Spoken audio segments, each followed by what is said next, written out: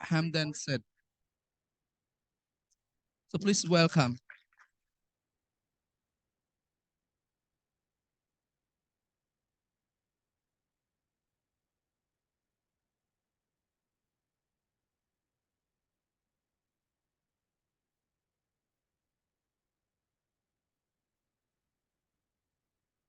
May I ask your permission?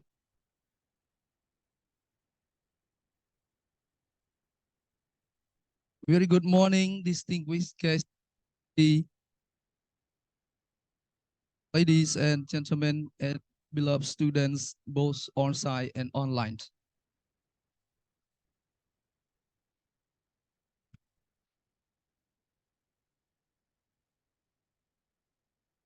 A very warm welcome to all of you to the 11th National Meeting on Measuring and Comparing Achievements of Learning Outcomes Education in Asia, CALOHEA.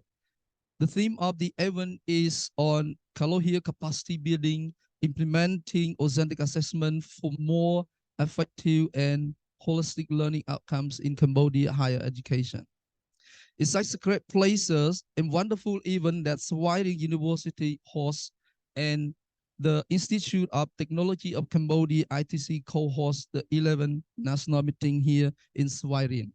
You will be already aware that the main objectives of the meeting are to present a general overview and benefits of the CALOHEA project and its three recognition mechanism: competency, student workload, and authentic assessment to the public. To provide detail on each CALOHEA recognition mechanism within the two subject areas, civil engineering and teacher education. To present and discuss challenges of authentic assessment to promote student mobility, degree recognition, internationalization, and how CALOHEA can address this. For this, we have arranged different knowledge sharing sessions, policy dialogues, and presentation, which will be hosted in hybrid mode. On the first day today, from 9 to 12, and from 1:30 to 3 p.m., there are two breakout rooms in which our international speakers from two subject areas, civil engineering operated by the ITC and civil engineering take place in operated by SRU CALOHEA team. We have a lot of eminent personalities from Ministry of Education, Youth and Sports, Department of Higher Education, Accreditation Committee of Cambodia, both public and private higher education institution, industry, academy, researchers. Excellency, ladies and gentlemen, if you have any question on the topic presented today, session kindly address your name, your position, and institution. And for online participation, should provide your question in the chat box so we can address the same during the Q&A sessions. We also like to kindly request the audience to provide us with your valuable feedback by scanning the QR code and through the Google form provided after each sessions. So without much delay, let us unfold the curtain to our meeting.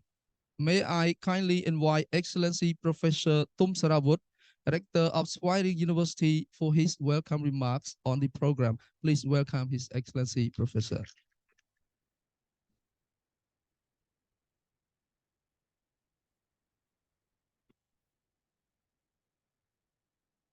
My respect to Your Excellency Dr. Saum Ratana, Under Secretary of State, Ministry of Education, Youth and Sport, Your Excellency Mok Ngoy, Director General of the General Department of Higher Education, Dr. Maria Yaros, Tuning Academy, University of Groningen, Dr. Chotis Diratiti, Executive Director of the ASEAN University Network AUN, Excellency Rod Chang, Acting Secretary General of ACC, distinguished guests, Professor, Dr. Ladies and gentlemen, participants on-site and online.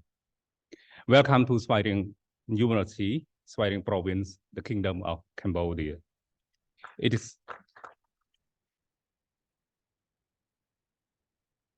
is a great pleasure and a sense of profound thanks that I stand before you today as a host of this significant event, the 11th National Meeting of the CALOHEA Project. I would like to extend my warm welcome to all of you who have gathered here to embark on the transformative journey toward enhancing the quality of higher education in Cambodia and in the regions. Svay Rieng University is located here in Svay Rieng province, the province in southeast part of the country with the population of 665,000. SRU was established in 2005 at the same year with the special economic zone in the province. We offer 17 majors in 5 faculties, ranging from associate degree level up to master degree. CALOHEA is one of the 12 Erasmus Plus projects that we implement. It represents a crucial step toward equipping our students with skill, knowledge, and competency necessary to thrive in a rapid evolving region and global landscape. SRU is honored to be part of this pivot moment in our collective pursuit of educational excellence. The CALOHEA project is laid the foundation for transformative change, and together we can build upon it to shape the future of higher education.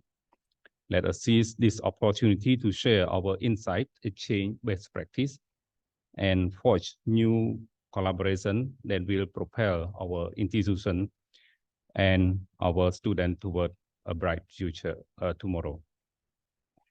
As student and staff mobility is one of our priority as well, I would like to propose student and staff mobility among our partners in the project to be practiced in the framework of and the tool developed in the project as well. Once again, I would like to express my sincere appreciation to Excellency Dr. Saumratana, Excellency Mok Ngoy, Dr. Maria, Dr. Chotis, Dr. Rotchang, all speakers, panelists, and participants who have contributed their knowledge and insight. Your expertise and dedication have enriched our discussion and add depth to our understanding of the challenging and opportunity that lie ahead. I would also like to express my heartfelt gratitude to organizing committee, SRU CALOHEA team, co-host from ITC, and the team of volunteers who have worked tirelessly behind the scene to make this event happen right here at SRU. I strongly hope your hard work, attention to detail, and commitment to excellence have made this two-day meeting a resound success. Last but not least, thank each and every one of you for your presence, your passion, and your unwavering commitment. I wish you all productive, enlightening gathering and fruitful meeting during these 2 days. Thank you very much. Thank you very much, His Excellency Professor Tum Sarawut, Rector of Svay Rieng University, for your fruitful welcome remarks. Now, I would like to invite Dr. Maria Yaros, Tuning Academy, University of Groningen, for her remarks on the program. Please welcome. Good morning, everyone. Your Excellencies, Rector, Dr. Choltis, SRU Organization Committee, CALOHEA participants, and all the guests who have come today to discuss what is CALOHEA with us, to learn with us, to share, to see how what we have been doing can be more useful for you. How can we maximize the impact? Thank you very much for attending, those who are here in presence, in person, and those who are online. It's a great pleasure and honor for me to be here today, to be in Cambodia, and more particularly in Svay Rieng. It's my first time, so it's also a personal pleasure. But I would also like to thank you and welcome you to this meeting on behalf of all the European partners of the projects whom I represent today. On behalf of the University of Groningen, the project coordinator together with the AUN. And I hope that we will have a very productive discussion. First, maybe more presentations and then more discussions, because we have been working quite intensely on certain aspects, certain recognition mechanisms and instruments. And now we would like to get more feedback from you. We already had one opportunity in May 2023, but I'm not sure how many of you have been present. So we hope there are some people who might be present for the second time, but many will be learning about what we have been doing for the first time. So the idea is that you can really be active, critical, and when you are listening to what we will be presenting, that you can say, okay, what is there for me? How can it benefit my students, my staff, my academics, my programs, my institution? Doesn't matter what your position is, but please be reflecting like this, and then we can engage in discussion and see how we can hopefully contribute to improving recognition of also Cambodian higher education programs and mobility of your students, graduates, and staff. Thank you very much.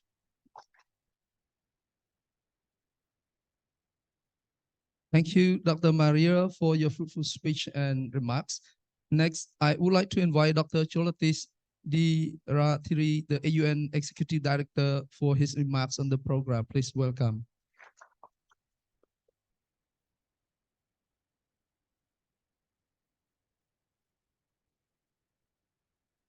His Excellency Dr. Som Ratana, Under Secretary of State, Ministry of Education, Youth and Sports, Kingdom of Cambodia.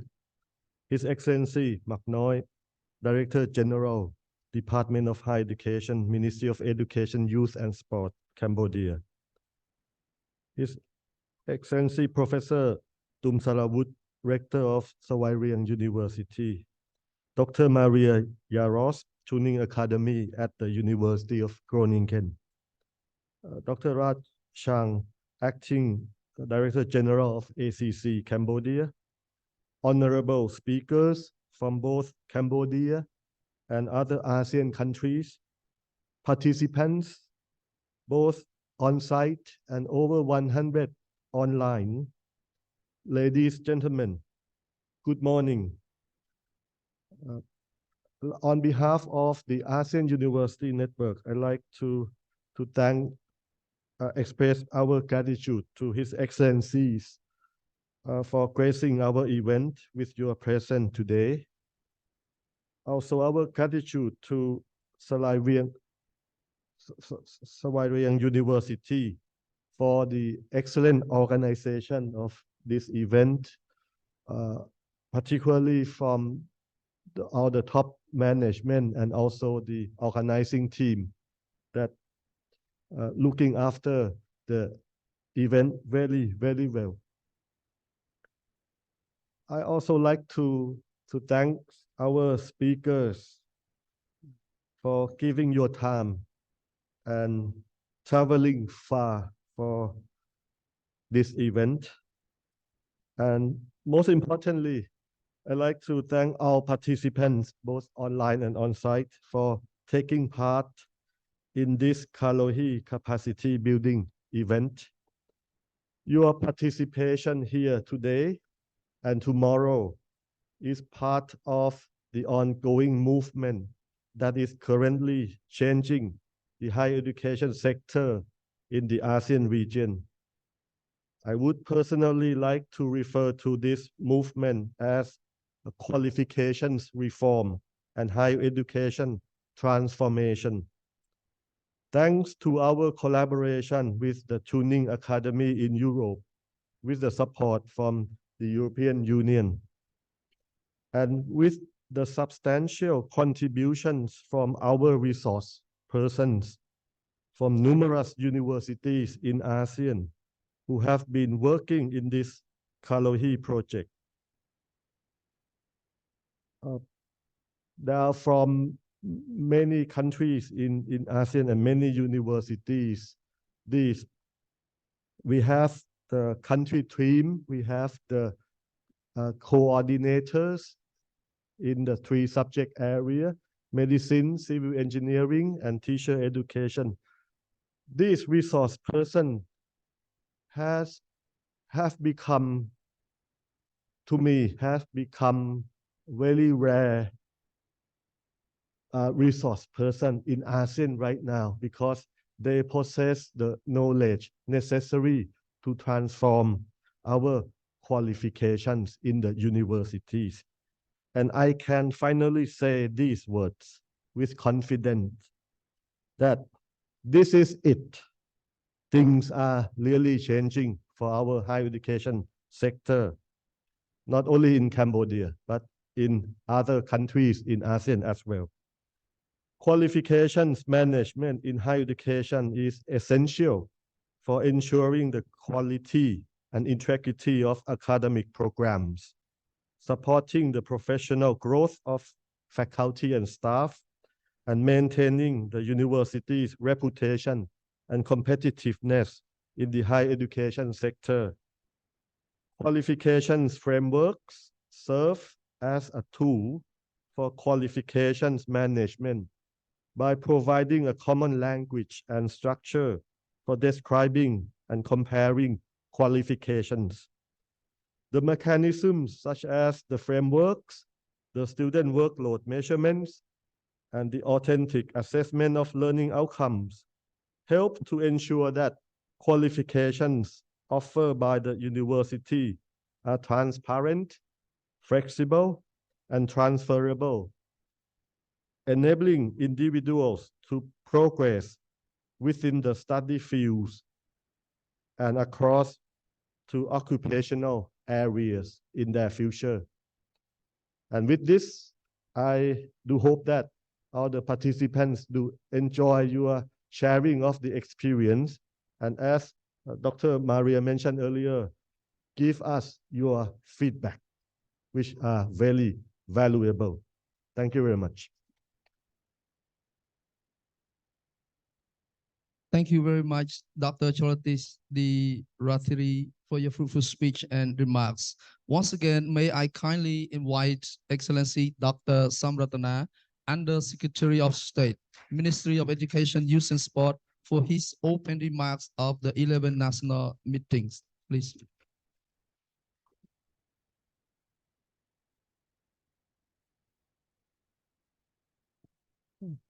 His Excellency Mok Ngoi, Director General of the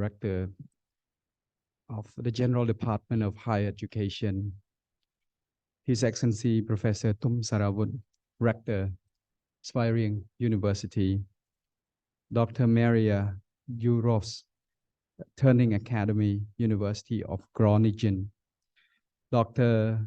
Choltis Diratiti, sorry if I pronounce your names wrong, the AUN Executive Director, ladies and gentlemen, national and international speakers, participants on-site and online, distinguished guests, and all beloved students who are presenting here.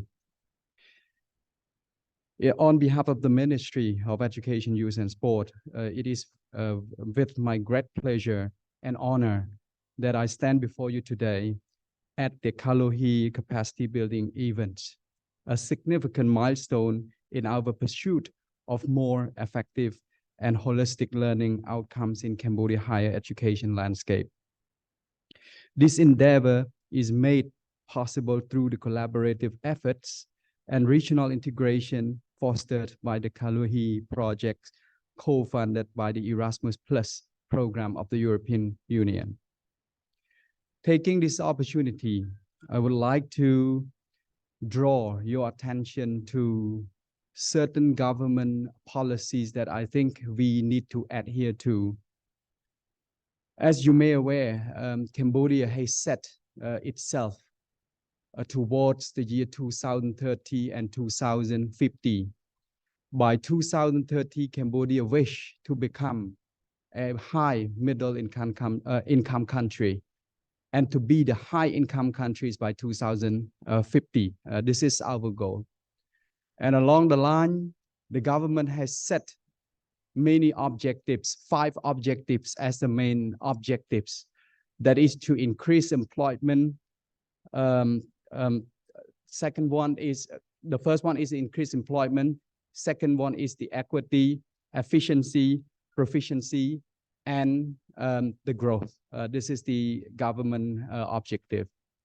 And along the line of this objective, the government has set several strategies in the consecutive mandates, as you may aware, starting from the triangle policy in the few first mandate of the government, and then coming to the rectangular policy in the sixth mandate of the government, and coming to the what we call the Pentagon strategy in the seventh mandate here. All these strategies give a special focus on education, as you may aware. Education has been placed as the top priority of this strategy, starting from the triangle, rectangular, and even in Pentagon strategy. And if you may aware, there are 5 key priority, immediate priority that has to be done immediately by the government, among which is the education and health sector. And of course, these tasks are led by the Prime Minister Samdech Bovotapadei Hunmanait. He's going to lead this himself. What I just would like to reflect here is that education has been placed as the main priority of the government in consecutive mandates and even in this new Pentagon strategy. In response to these, I think higher education has been working very hard. I think everyone here involved has been working very hard. The Ministry of Education, Youth and Sport, particularly the higher education subsector, we have introduced 7 policies to satisfy this key government priority, which I do not have to mention all the 7 priorities, but 2 among these priorities are very relevant to what we are doing right now. One of it is the development of what we call teaching and learning capacity, wherein we are looking at the curriculum development. We are looking to the opportunity to improve skills of our lecturer, teachers, researchers, and also we are looking at the whole supporting system of the academic challenges in order to address, to deal with all those issues. Another one within the 7 policy is the internationalization of the institutions and certain programs within our education framework. I think these are very, very important. And also among this, we also look at the improvements of internal quality assurance, internal quality assurance and the rest, which are the key factors that are contributing to development of the higher education sector in Cambodia. What I just would like to highlight is that, so the government has their pathway and the ministry has done our utmost to introduce certain policies to be introduced at the higher education institution. And here comes the load. The load is actually at the higher education institutions themselves. And that's the reason why we are sitting here today. And luckily, we have a number of committed higher education institutions in Cambodia. Among them are the Institute of Technology of Cambodia and also the Swiring University, let alone the Royal University of Phnom Penh, whose colleagues are attending here, my former colleagues. So these 2 institutions are playing very crucial role, provide a role as integral members of the CALOHEA programs. Their steadfast dedication to the advancements of education, particularly in the fields of civil engineering and teacher education, has significantly contributed to the project objectives. Along the line with the implementers, we also have the tools for the implementations, which actually in lines with what CALOHEA project is doing. We have a Cambodia qualification framework, which serve as a fundamental tool that ensure transparency, consistency, and comparability of the qualification within and across various education and training sector. This framework serves our pursuit of international recognition and mobility for our students and graduates. It provides structured pathway for learners aligning their skills and knowledge with regional and global standards. With the implementing agency and with the tools that we have, this does not mean that it's sufficient. I think we still have a number of challenges that are being scrutinized by our team at the General Department of Higher Education and at the institution per se. And those obstacles are lying ahead of us, which includes resource constraints, curriculum adaptation, and faculty development that may actually present during our during the change that we are making towards improving higher education standard. So, His Excellency, ladies and gentlemen, as we embarked on, we actually joined hands with our partners, not just the local partners, but also the international partners. And I thank specifically to all our colleagues from CALOHEA and also the support from the European, from the Erasmus Plus project, European Union, that introduced this workshop today. And it is very important that we have to join CALOHEA project, as it is a tremendous asset for us all.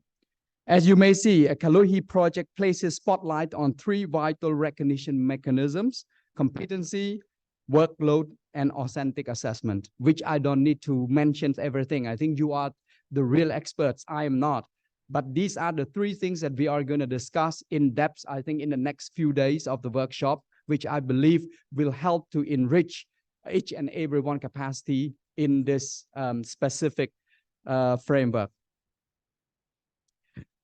So, Excellency, ladies and gentlemen, distinguished guests and dear students, as we embarked on this transformative journey, we hold high hopes in our hearts for a future where Cambodian students and graduates can seamlessly integrate into the global academic landscape. Through the CALOHEA project and the implementation of the Cambodian qualification framework, we aspire to break down barriers, promote international mobility, and foster a culture of lifelong learning. Our time together today, joining together today, is very, very important. And it has demonstrated that when we come together like this with a common purpose, we can transcend our differences and work towards a brighter future for all of us. We have witnessed the strength of our unity and immense potential that lies within our collective intelligence.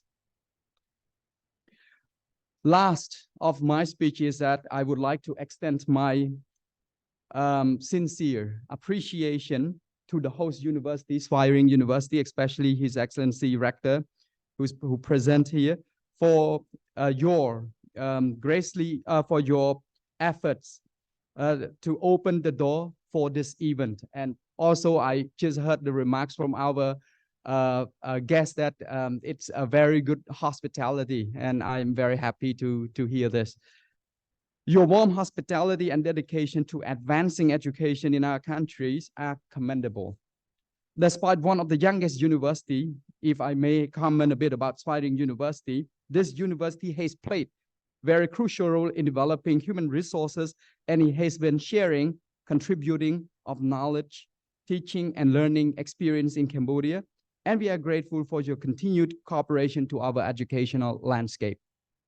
And what I frequently highlight is that this university is not just special in its own capacity, but this university has a special location within Cambodia that is situated, in the southern province of Cambodia, which is situated next to the Vietnamese border, which is quite a very potential locations for students who study and then get themselves injected into industry and certain other areas that that are all the opportunities for all of us. So I thank you very much for the University of Svay, and I would not forget to thanks to all the organizers who are presenting here. I know it's the hard work and dedications that makes everyone's finally in the same room today. And thank you very much for all the partnering university and to our guests from different countries. I know some of you are coming here for the first time and some of you are coming for the second or third time, but first time, second time or third time, Cambodia is still Cambodia. Spend time to visit places around here and enjoy. And we have great convenience here. So thank you very much. I wish all our guests here, everyone who are participating here, all the best. And I would like to declare an opening of this workshop. Thank you.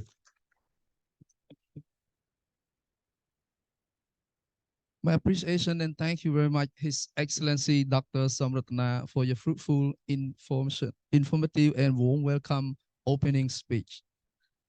So it's now for a token of appreciation, and I would like to share our gratitude to the host institution, Svay University, by sharing a token of appreciation. I kindly request His Excellency Professor to come up on stage to receive the same and invite Dr. Cholotis to share our token of appreciation. Please welcome.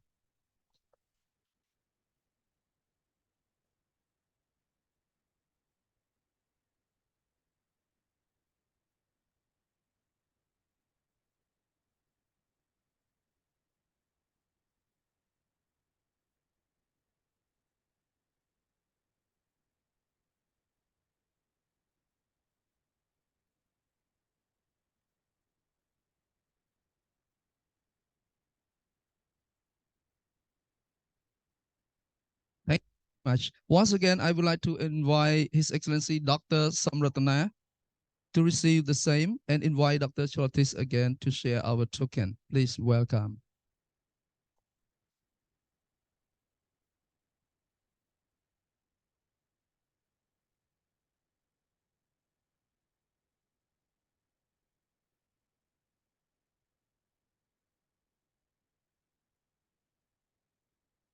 Once again, I would like to invite His Excellency Mak Ngoy to receive the same and invite Dr. Cholotis.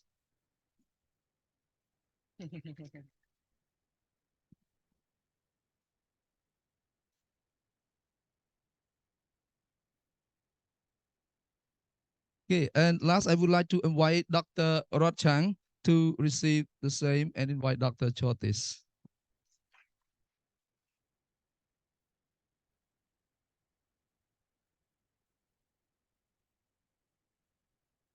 And it's now for photo session. So I ask Excellency Dr. Professor and on the stage to take a photo, please.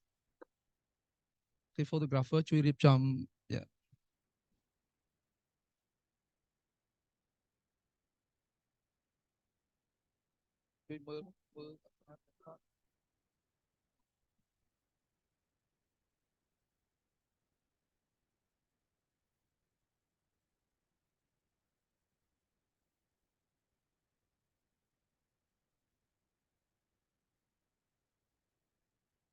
Thank you very much.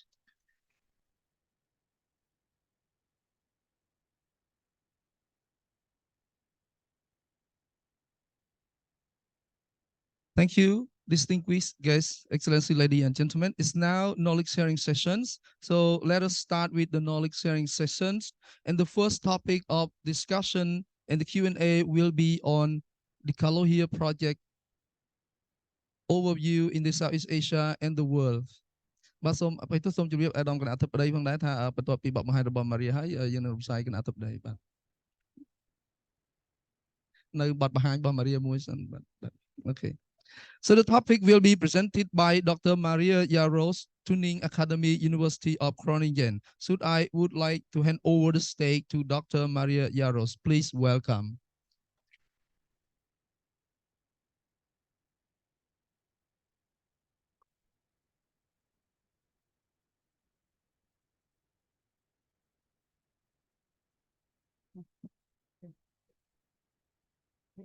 Thank you very much, Dr. Dina.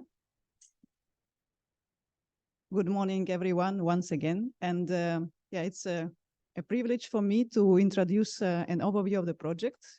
You will learn more in the follow-up discussions and presentations, but my purpose, my aim is to at least give you the foundation on which you can build. Okay, so maybe some things will be clear from the start, some other will raise some questions, so please note your questions. You can ask them in this session, or you can also develop them in discussions with the subject area experts. Let me see how it works.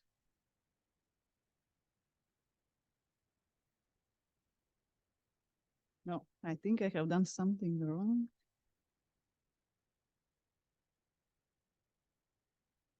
I think I need some technical assistance.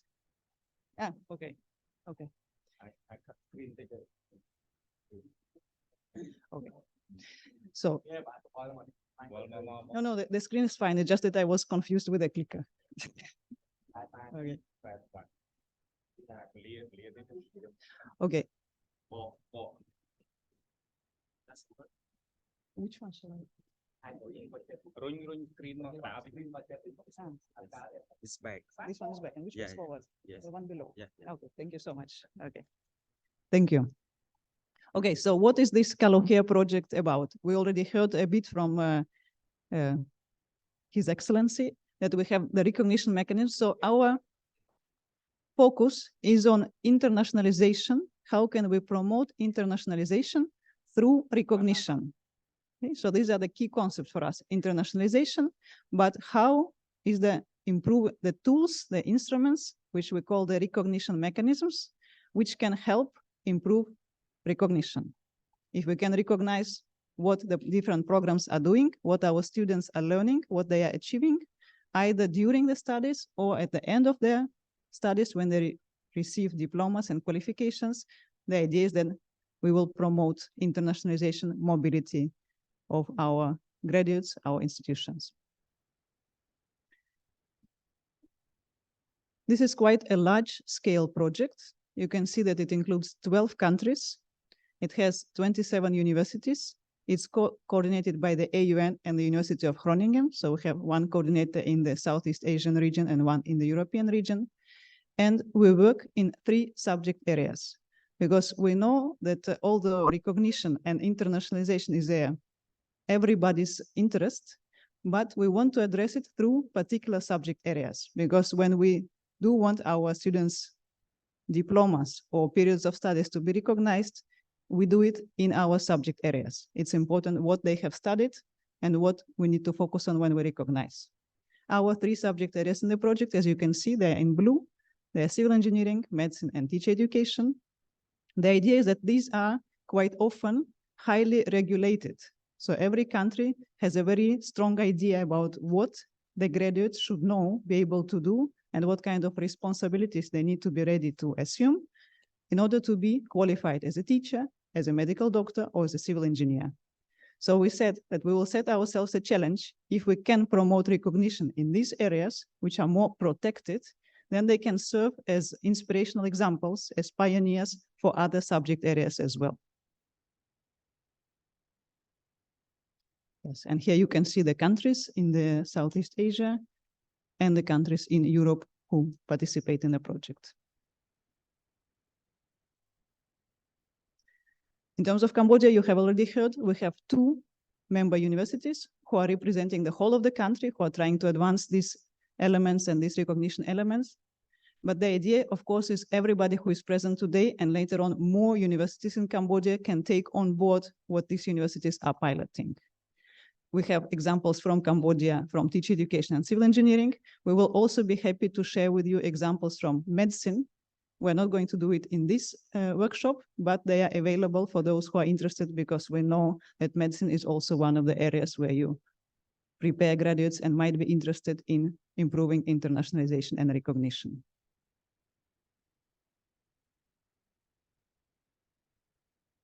Okay, so what are these 3 recognition mechanisms? By the end of the 2 days workshop, you will have heard so much about them, they will become part of your vocabulary. But for now, just to introduce them. The first one what we call is the reference frameworks, subject-specific regional reference frameworks, which recognize, well, which don't recognize, which highlight and articulate what graduates in a particular subject area should be able to achieve by the time they finalize their degrees, or in different periods during the period of studies. So the different countries of Southeast Asia, the different experts in the 3 subject areas have been discussing what are the most important responsibilities we would like our graduates to be able to achieve by the time they receive their degrees. This was the first question, okay? Because already we know that we probably start with the position of not such a high responsibility when we just graduate, but there are also responsibilities we would like our graduates to be ready to assume. And from these responsibilities, we asked ourselves, what are the skills they will need in order to be ready to assume these responsibilities? And what is the knowledge which is the foundation base for developing these skills and becoming ready to assume these responsibilities? So experts from the different Southeast Asian countries discussed it. I will go into more detail in the next slides, but this is the idea. So what is the profile of the graduate? What do we value at the regional level? And how can we express it in such a way that also other countries beyond Southeast Asia can relate to what we are aiming at? Our second recognition mechanism has to do with the student workload. How much time our students need to spend in order to achieve the learning outcome we have set for them. We want the aim of the project is to install the culture of student workload measurement. That is not something which is only on paper, or maybe you have heard of, or maybe one of the lecturers is concerned about, but actually in every program, in every institution, there are faculty members who are capable of doing it and who are committed to doing this on a continuous basis. Again, I will say a bit more, but just to introduce. And the third one is about authentic assessment, about really knowing how, once we have set the aims for our students and we have checked whether they are feasible, whether it's feasible to achieve them, how are we going to find out whether our students achieve these aims or not? So these are our 3 lines of work, 3 recognition mechanisms. They are the results, the expected results, because we hope that by the time we finish the project, these are in place. They have been created, or they have been adopted, even better, in our institutions who are our partners, and hopefully they have been already piloted in other institutions in the region. Apart from these instruments, our focus is also on creating capacity, the human resources, the faculty members, the experts, the administrators, the students who are capable of using these instruments. Because the instruments per se, they are important, they're helpful, but if there is nobody who knows how to use them, they are of limited use.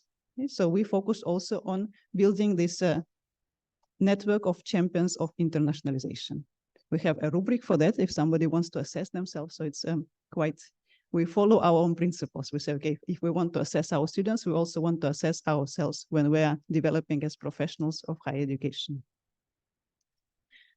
Now, before I go into a bit more detail about each of the instruments, about each of the recognition mechanisms, I would like to share with you 2 key concepts in our project. The first one is transparency, okay? Because if we want to achieve recognition, we need transparency. Others need to be able to see and understand what we are trying to do in our programs with our students. And I have a couple of images here just to illustrate the concept. Imagine that this is your program, okay? Your program is a perfect box, but nobody knows what's inside your program. Only you know what you have put in the box. Okay? This is where we normally start, because we know our program, but it's not known to anybody else. And then we are trying to improve recognition, mobility, and others start asking us questions. So we give them responses to the questions they ask. We open the box, okay? What they ask us, we prepare information, we give it to them. So there is a kind of hole to look into our program, but it's based on the questions we receive. We can also come to the state when we say, okay, I'm ready to open up my program. I will really, regardless of the questions which have been sent to me, I will make my program open enough for anybody who wants to really have an idea what's inside my program. But well, in the project, the way we're trying to address the issues is that when you build your program, when you design it or you redesign it, you already design it in a transparent way. So you don't need to later on open it up. You don't need to wait for the questions, but your design is transparent and clear for those outside of your system, outside of your culture, outside of your country. And so this is the first key concept for us, transparency.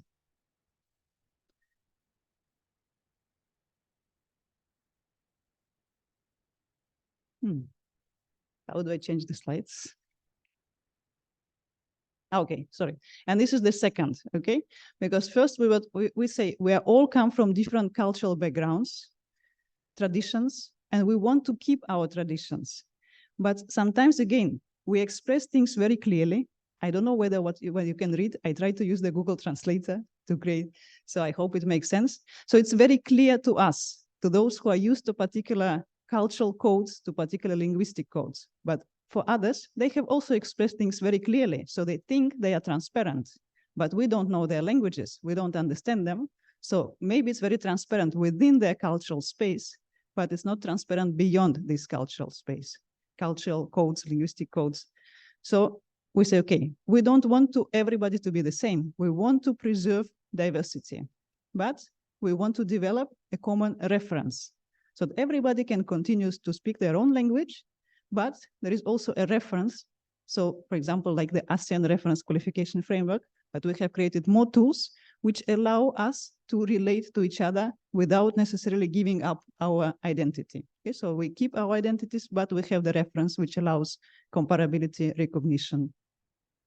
Okay, so now with these two ideas in mind, let's go and see what these recognition mechanisms are again, because it's a bit a circular presentation to make sure that each time we make a step further and deeper.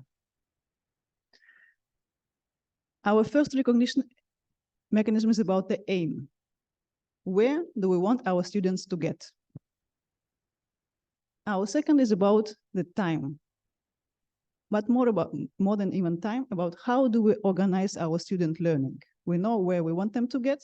We know how much time they can spend with us in contact hours, but we know that contact hours is not enough for the students to learn. Students learn in the contact hours and beyond the contact hours, when we see them and when we don't see them. So how do we organize this learning? Because there is some part which is visible and there is some part which should be there. Our students should be, even if it's just the format is the lectures, they should be revising their lecture notes. If you're asking them to do some assignments, they need to spend time on preparing presentations, doing the reading, writing the essays, whatever the format of the tasks you're giving them, there is time they should be spending outside of the contact hours learning. They need to prepare for your assessments. Well, I think the students here can relate to this, that beyond the time when you're with your professors and with your teachers, there is something else you're doing in order to achieve the learning outcome, get the grades which you want to get, pass the courses. But the question is, how do we organize this time of the students so that it's realistic and our students can do what we want them to do? And it's not just, oh, we think it's a fantastic aim because the industry tells us so, or because we ask the society members, we ask our graduates. So we set the goals, but maybe the goals are not feasible. So this is a way of checking on our ambitions. And our third recognition mechanism is about, well, we can say quality control, but it's about assessment. How do we know if students get there, if they have achieved it by the time of their period of studies, or during the process, are they on the good way?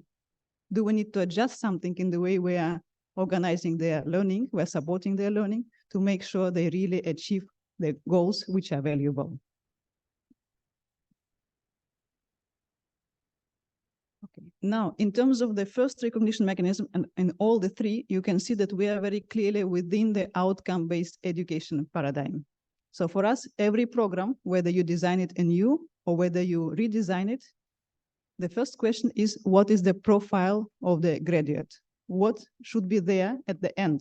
What kind of persons and professionals you would like to see when you give them the diploma? Once you are clear about this outcome, about the graduate profile, then you start designing or redesigning the program. And in this first question about the profile, we know that every program will be different. because there is a particular context you are working in. It's not probably the same preparing civil engineers in one part of Cambodia than in the other. I don't know, but I assume. I also know that there is, at least that we come from the perspective that there is something which we call in-university strengths. So even if you are in the same city, giving the same degree to the students, you will want your students to have something specific because they went to your university and not to another university. There are some competences you would like them to develop more strongly. There is this institutional brand. Plus, there is what we call a meta profile. This is the part of every degree which allows for recognition. This is what will allow others to say, yes, this is the person who was prepared for a particular context in a particular university, but we know that this is what makes architect an architect, a civil engineer, and a teacher educator, a teacher educator. It's not a librarian, it's not somebody else, this is a teacher. So this is our idea, and our recognition mechanism one was about this meta profile. What is this in every program? What should be there to allow recognition and others in other countries to say, yes, we agree that you have prepared civil engineers, not mechanical engineers, civil engineers, that you have prepared teachers and not maybe educational scientists. So it's also important to say that the CALOHEA project builds on a previous project where we conducted a large-scale consultation with employers, graduates, students, and academics about the competences the graduates should be aiming, well, the students should be aiming at developing, and us as institutions and programs should be aiming at developing in our students for them to be ready to be employed in our society, be useful to our society. So we had a consultation. We had an idea about the competences. We used the ASEAN reference qualification framework, in this case, level 6, because we wanted to have an overarching reference for all of us. And then what we worked on looks like this table. So we have the key dimensions. We specified more. We had the idea of the competences, but you know that competence is something you develop throughout your life. Hopefully, your students will continue learning and developing professionally even after they graduate. But at the university, we have to be honest and say how much of this competence will be achieved by the time our students graduate. And this way of narrowing it down, of articulating it further, we made it through identifying the dimensions and these elements which I already named, the responsibilities, the skills, and the knowledge components. So we say, okay, in every key dimension, what is it that our students should be ready for, what skills they need for that, and what knowledge is the foundation. You have the dimensions, because the dimensions must be there in every program. If the dimensions are not there, there are certain issues with recognition. The sub-dimensions allow to show the diversity, because it's the same key dimension, but in this country it's expressed like this, and in another country it might be expressed slightly different. So the idea that the program should address every dimension, but not necessarily every sub-dimension. But this is the way of expressing diversity, expressing also the common element, and this, we call it a reference framework, because the idea is that every program can map themselves into this framework. So you can say, okay, we are addressing these dimensions, all of them. Within each dimension, we're addressing this sub-dimension. And within the sub-dimensions which we are addressing, we are aiming to get our students till the level of responsibilities, or till the level of skills, or till the level of knowledge. Because it's your institutional decisions how much students will develop during the program. It can be also regulated by your national authorities, by your professional bodies, etc. But these are the limits. Okay, so there are some regulations, there are some things you can decide on, but different countries make different decisions in terms of how much needs to be achieved before you get your diploma and how much is to be developed at master level or when you start practicing professionally. What these frameworks allow is actually to have this, again, the map or the reference onto which you can map and make it clear. I am aiming for this and I am aiming for that, and we can all compare and relate to each other with this common reference framework.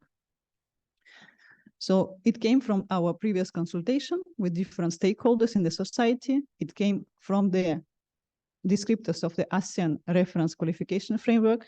It also came from considerations what each national qualification framework says, or if you have standards, for example, for civil engineering or for teacher education, which are also national or international, they were taken into account because we wanted to make sure that what we propose is useful. It doesn't contradict what you already have, what you are already using. It gives more details, and it also shows what is valued at the regional level, so beyond your country, but it is fully aligned with the national regulations because we didn't want to create something which cannot be used later on because it contradicts your regulations. And we also tried to, well, the experts in our subject area groups, they tried to break their heads thinking about the future, because you know that in education we're always trying to predict the future because we need to prepare our graduates for what will, not for today, but hopefully for, let's say, 3, 4, 5 years ahead. So we have prepared this framework based on all of these sources. We have consulted it, so there were consultation with academics, with employers, and with the graduates. So what we are going to share with you has quite a solid basis. It has gone through a number of revisions, but still we would like to hear from you. What does it mean? How can you relate to it? Is it helpful? In what you think it is helpful? Okay, I think I will skip, because this is just the summarize again, so that this framework, they allow us to, they promote recognition because they have the key dimension, they can help establish equivalence, they have these sub-dimensions which allow for diversity, they focus on different levels of achievement, responsibilities, skills, or knowledge, and it's good since they have been built from bottom up approach from all the countries. Now we can say that they are relevant, applicable, at least potentially, in all the countries who have been engaged in their development. And they can help us compare the full degrees and also the periods of study. Because you can say, okay, by the end of my program, I would like my students to achieve the level of responsibility in this subdimension, but by the end of the second year, it's the skills. So, okay, if they have done 2 years, then it should be the skills which you are recognizing and validating. Okay, so this is the summary of the key recognition mechanism, 1. Now the second one, the student workload, the time, the question about how do we organize the learning of our students. Here in the project, we addressed 3 key questions. The first one, which you might be also asking yourselves, is why do recognition and internationalization, our 2 big goals, why do they even require us to make the full student workload explicit? Because you can say, well, I don't know really what this student workload has to do with the recognition and with internationalization. We had a lot of doubts about this in terms of, we had a lot of discussions. And we made sure that we clarify this first. Then we focused on the tools. Once you are convinced and you realize why this is important for recognition and internationalization, then how do I make it happen? How do I make sure that I have an idea of the student workload, that I can monitor the student workload, that I can adjust my programs according to the data I receive from my students? And then in the third part, okay, we know why it is important, we know how we can measure it, and then the question always, the big question, how do we make it sustainable? That it's not only one person who is convinced and knows how to do it, or maybe 3 or 5. How do we make sure that it becomes part of the culture in the programs which participate in the project first, and eventually in all the programs in institutions? Because we need this sustainability, we need this dissemination in order to really see an impact, to see a difference. So just to make clear what I'm referring to when I'm talking about the full student workload, as I already said, it's the contact hours when you see your students, when you are with them, well, when the professors are with the students, the lecturers, doesn't matter, those who do the teaching at the university are with the students, either in the classroom or online in synchronous sessions. And then what can be called independent work, in inverted commas, or the unseen. When students are learning, they are doing the tasks related to the subject, but the professors don't see them. So it doesn't mean that the students do whatever they want. It means that the lecturers, the teachers, they set these tasks for the students. Students are working on something the teachers want them to do beyond the contact hours in order to achieve the learning outcomes.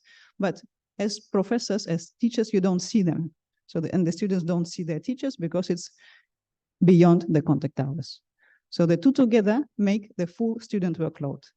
If the students don't spend this time on the assignments, on the assessment preparation, beyond the contact hours, they will not achieve the learning outcome of your course. So this time has to be also made explicit, made visible, articulated, taken into account.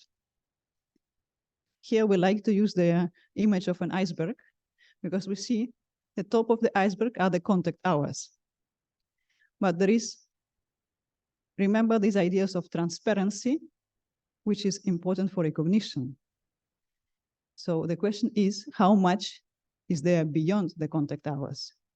How much time our students need to spend learning in order to achieve the learning outcomes? The common reference here is the student learning time, because I can organize my program or my course differently. In one country, they will come 2 hours a week, in another country, 4 hours a week. But if the total student learning time is the same, then we can compare. It's not only about how much time we see them per week or per semester.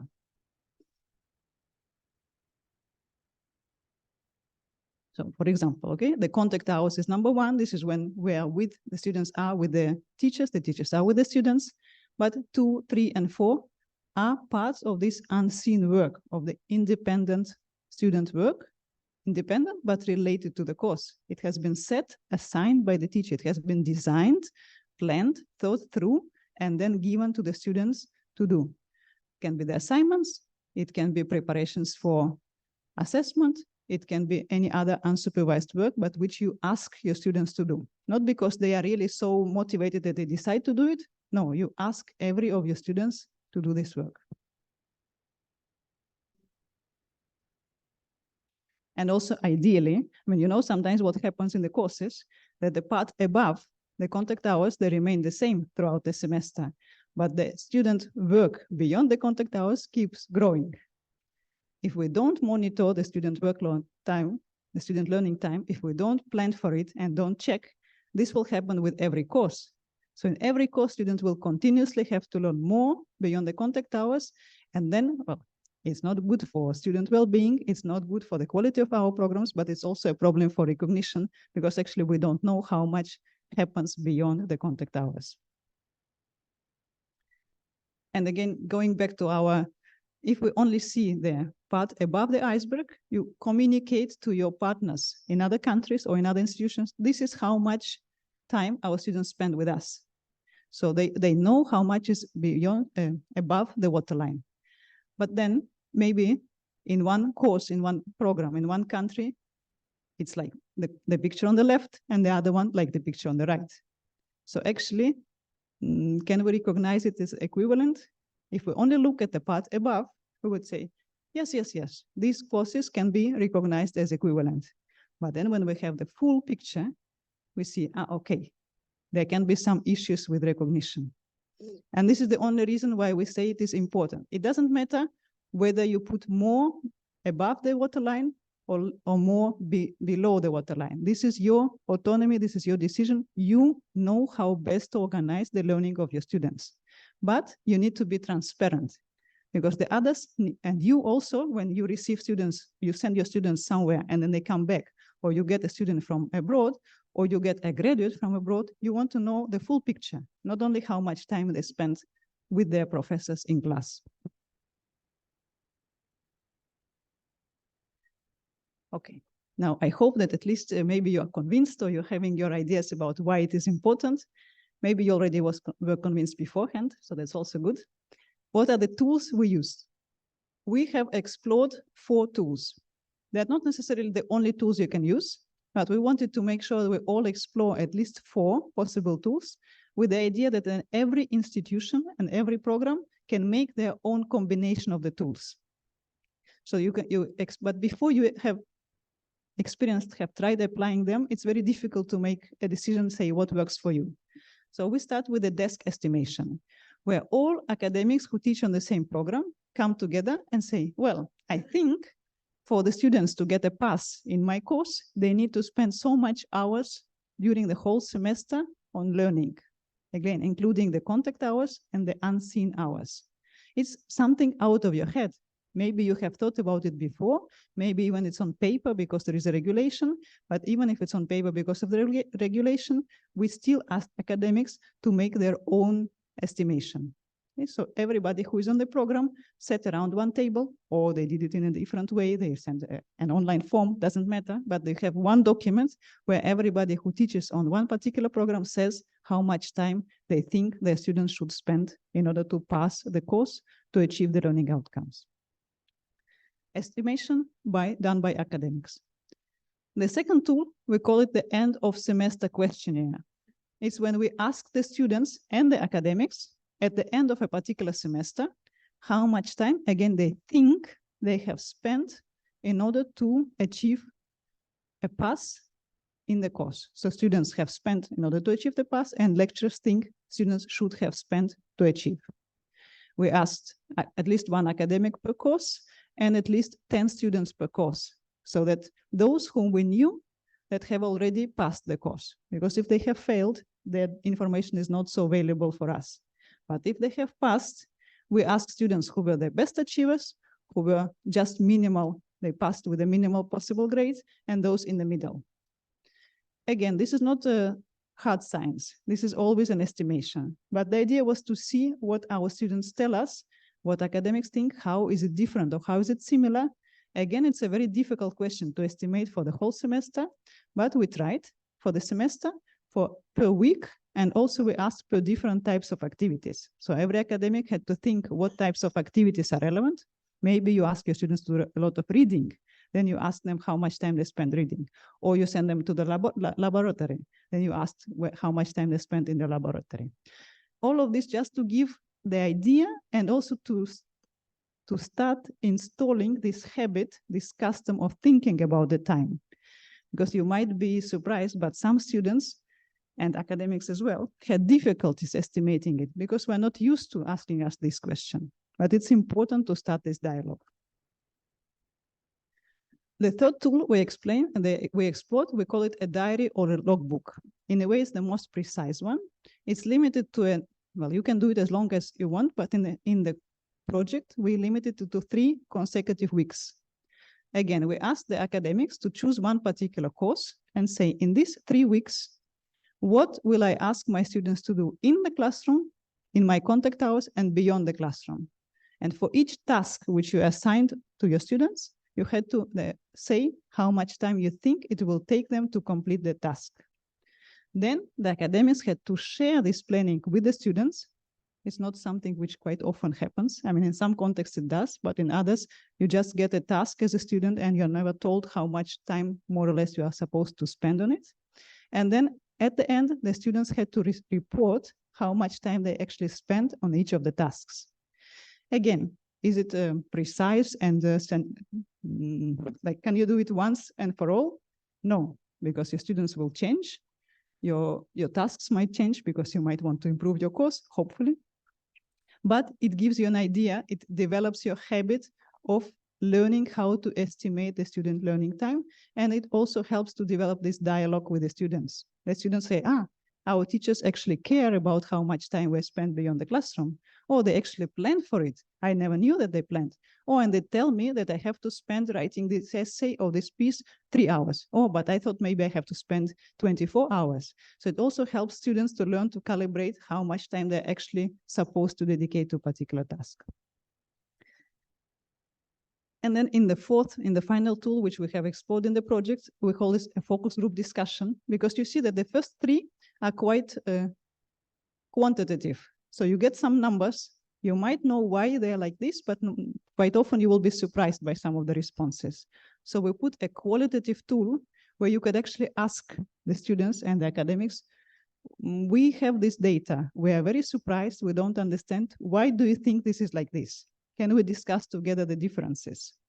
Because again, it's about the dialogue, it's about learning to estimate it better and better, and about understanding how your students learn, what their lives are like, what their learning looks like from their point of view. And for the students, an opportunity to think about it and to have a dialogue with the teachers, which is also not always, doesn't always come naturally. So you will, in the presentations later today and in the workshops tomorrow, you will see examples, exactly the data, the questions, the answers, the possible explanations about how this happened in particular programs. But this is what we did at the level of the whole project. So we collected data, we discussed the data, we reflected on how this data can be used to enhance our curricula, with the idea of engaging stakeholders in these kind of discussions. Again, there will never be one correct answer, which you can say, okay, I checked it in 2024, I can use it for the next 50 years. No, but the idea that you make it a continuous process. And that you identify the tools which work for your context. Okay. This was at the level of each program, each institution. At the level of the region, the idea is that we can contribute to the discussion about, again, how can we find the common reference in the Southeast Asia, in the ASEAN region? Because there are many different, you know that the student workload time, it relates to the idea of credits, but there are different credit systems. Some of them do take into account the student learning time and some only focus on contact hours. And we are discussing how we can move to the point where we really take the student learning time into account. So in the discussions in these dissemination meetings, meeting like today and tomorrow in Cambodia, we are discussing, we are getting feedback so that we can come up with recommendations for the region. Okay. So this is just to show you that it also is in line with the student-centered learning, because you are not only focused on the input, but on the output, not only on what the teacher dedicates, but on what the students dedicate.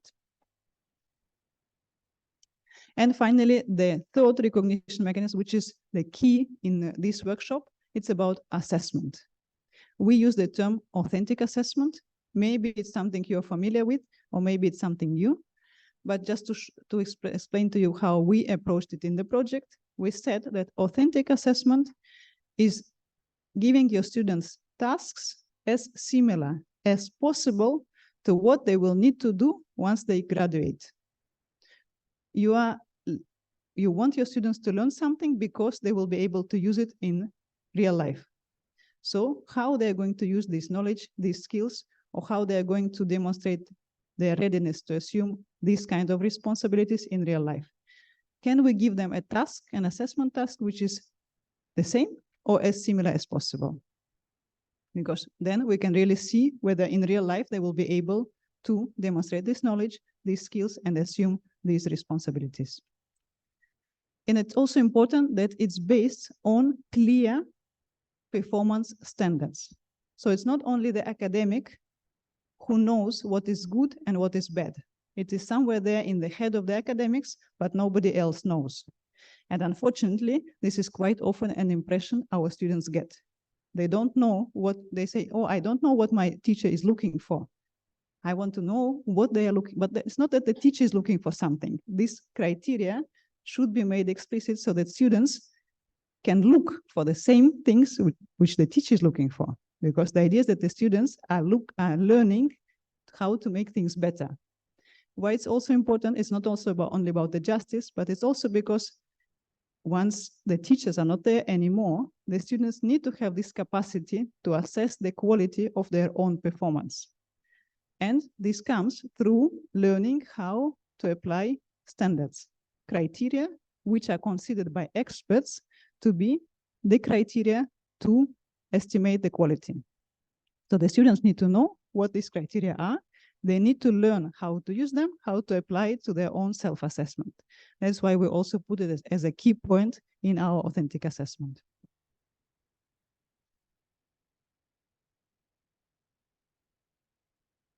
And here, what we did in the project, we did three big things, let's say. We started with a diagnostic task. Where our programs currently are in terms of, do we know what authentic assessment is?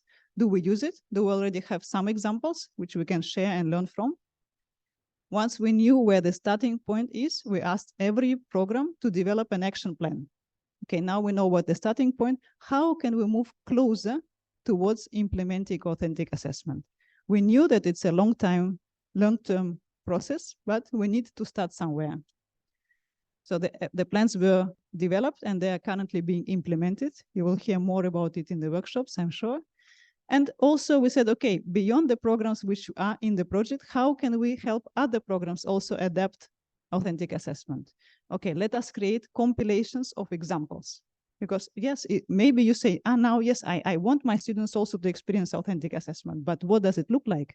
Is it very, very complex? Do I really need to send them for an internship for them to have an authentic assessment? Or can there be something small I can do in the classroom? So our idea is to create compilations of examples, more complex and less complex to implement in order to inspire other academics to move towards this direction.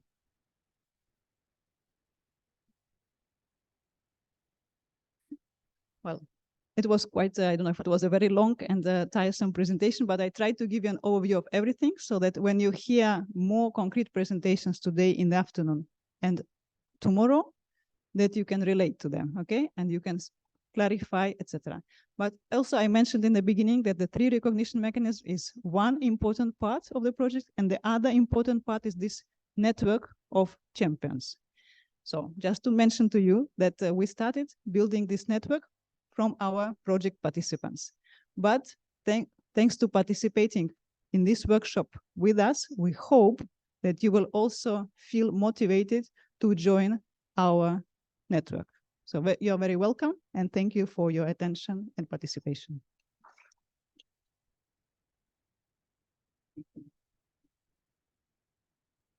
Thank you very much, Dr. Maria Yaros, for your presentation on the CALOHEA project overview in the Southeast Asia and the world. And now it's the Q&A session. So I kindly request the audience to share your questions you may have. And for the online participants, you can share your question through the chat box. So please, our facilitating pass the microphone for any question. So now we have question from the online participants.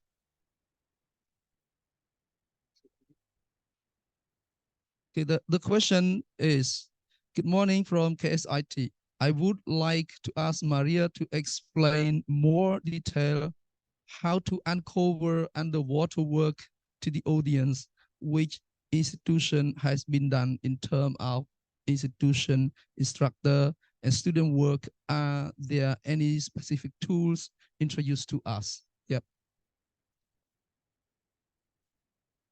And excuse me, Dina, is it a question about the tools for the student workload? Again, we would like you to explain more detail how to uncover underwater work audiences, which institution have been done in terms of institution, instructor, and student work. Are there any specific tools introduced to us? I think it's about the workload. Okay. I think I have partly answered to this question when I explained the 4 tools. I don't know whether the question is about some of the tools in particular, because we have used the 4 tools, the desk estimation, the end of the semester questionnaire, the logbook or the diary, and then the focus groups. If you have questions about the particular tools, I think it's good to discuss, but maybe, I don't know if this is the time and the space for it, because you will hear more in the presentation of the teacher education and the civil engineering groups later today, and more in discussions tomorrow in the workshops. But what we have done is we have asked all the academics who are part of the project and their teams to engage and try out these instruments, and then to find out which work for them as they are and which should be adapted. Because the instruments which we introduced have been piloted in other regions of the world. It's not that we have just got them somewhere out of the blue. But everybody, they now need to be made applicable to Southeast Asian context, and for example here to Cambodian context in particular. So I'm not sure whether I answer, but yeah, this would be my answer to this question. Okay, the next question is, how can students become a participant in this project? What are the requirements? Okay. If you are a student in one of the partner institutions, you can easily become a participant because you have been consulted or will be consulted about the student workload. You can still give your feedback about the frameworks, and when authentic assessment implementation is done, there is also feedback from the students. If maybe you are a student of an academic who is not part of the CALOHEA team, you can still talk to the academics from the CALOHEA teams and see whether your lecturers can also try out some of the tools of the project. And just by participating in this workshop, please give us your feedback. Even if you're not a student in the partner university, we will be happy to hear from you so that we can incorporate your voices into improving our products.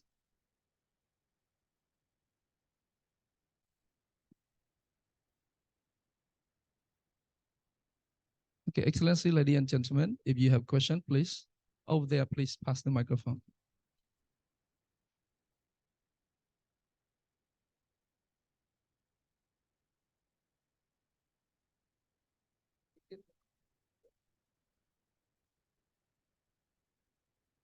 Hello, hello.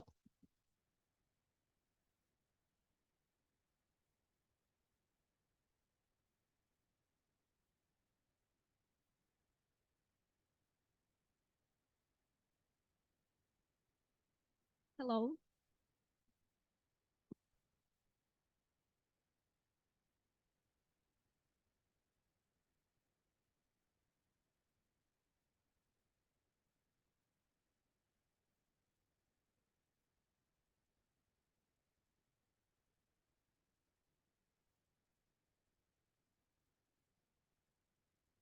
Hello.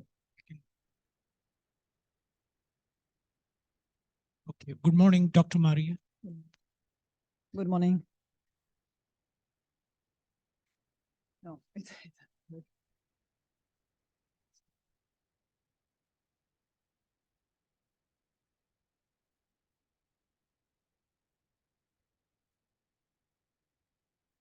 Hello. Okay.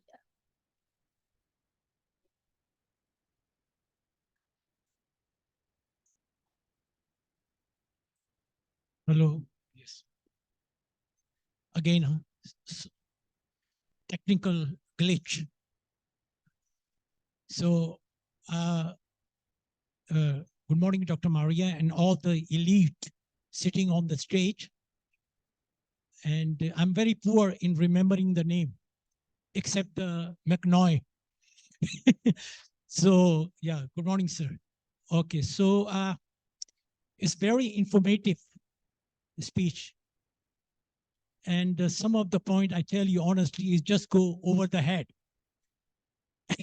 Some of the point is completely very technical. But there are some points which relate to the education sector in Cambodia. Let me introduce myself. My name is Dr. Joseph Matthew. And I have an honor to represent here Balti International University. We are at the private sector working it. What is the most contagious point referring to the private sector is lack of research.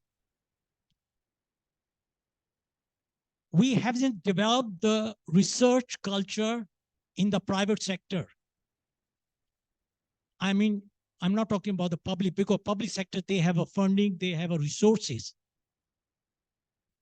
But the private sector have not paid attention. We around maybe 1% or 2% of their income, they spend it, and it's not enough. And there's no publication also. So when we're talking about the assessment and then degree employability, which is the cornerstone of the learning, the whole process. The degree university strength and the degree employability. This actually connect with the culture of research. When you qualified, when you come out or graduate from the university, how much knowledge you have in your major subject. That is a key point. But now here we do not have a research culture. So I would like to ask you the question, what are the key strength of the university that you mentioned about in the context, university strength? When you're talking about the university strength, what are your criteria? What are the main indicators internationally they recognized that this degree is employable? This degree is recognizable internationally. This is my question. Thank you very much, madam. Thank you. Thank you for the question. Thank you for being here today. Also for being critical, saying, okay, this I can relate to, and this is for the moment goes beyond the over the head. My answer might be not so satisfactory to you, but this is really up to every university. So this is what the university decides that will be your strength. Maybe you want to make it research. Maybe another university wants to make sure that this is something related to sustainability or to environment or to community services. The idea is this is something which makes, or it's about oral communication. You'll say, okay, doesn't matter they are trained as civil engineers. We want them to be able to communicate well in public. Everybody, regardless of the degree they are obtaining, regardless of the subject they are studying, they will have this capacity. This will be our institutional strength. So it's really up to the university. The one for recognition is the middle one, what we call the meta profile. And this has to do with the subject area, not only with the knowledge, because unless you understand knowledge very broadly, here we disagree a bit, because we say that knowledge, if you understand it is only knowing about something, is not enough. We hope that the graduates will know about, they will know how, and they will know when. So they know about things, they know how to apply this knowledge, and they know when to apply this knowledge and when not to apply it or apply it in a different way.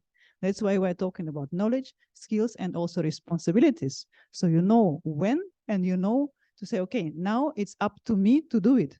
There will not be a teacher telling me, go and do this. I have to take the responsibility. I have to take the leadership, even at this lowest level. When I'm just a graduate, I'm not yet a leader in my organization.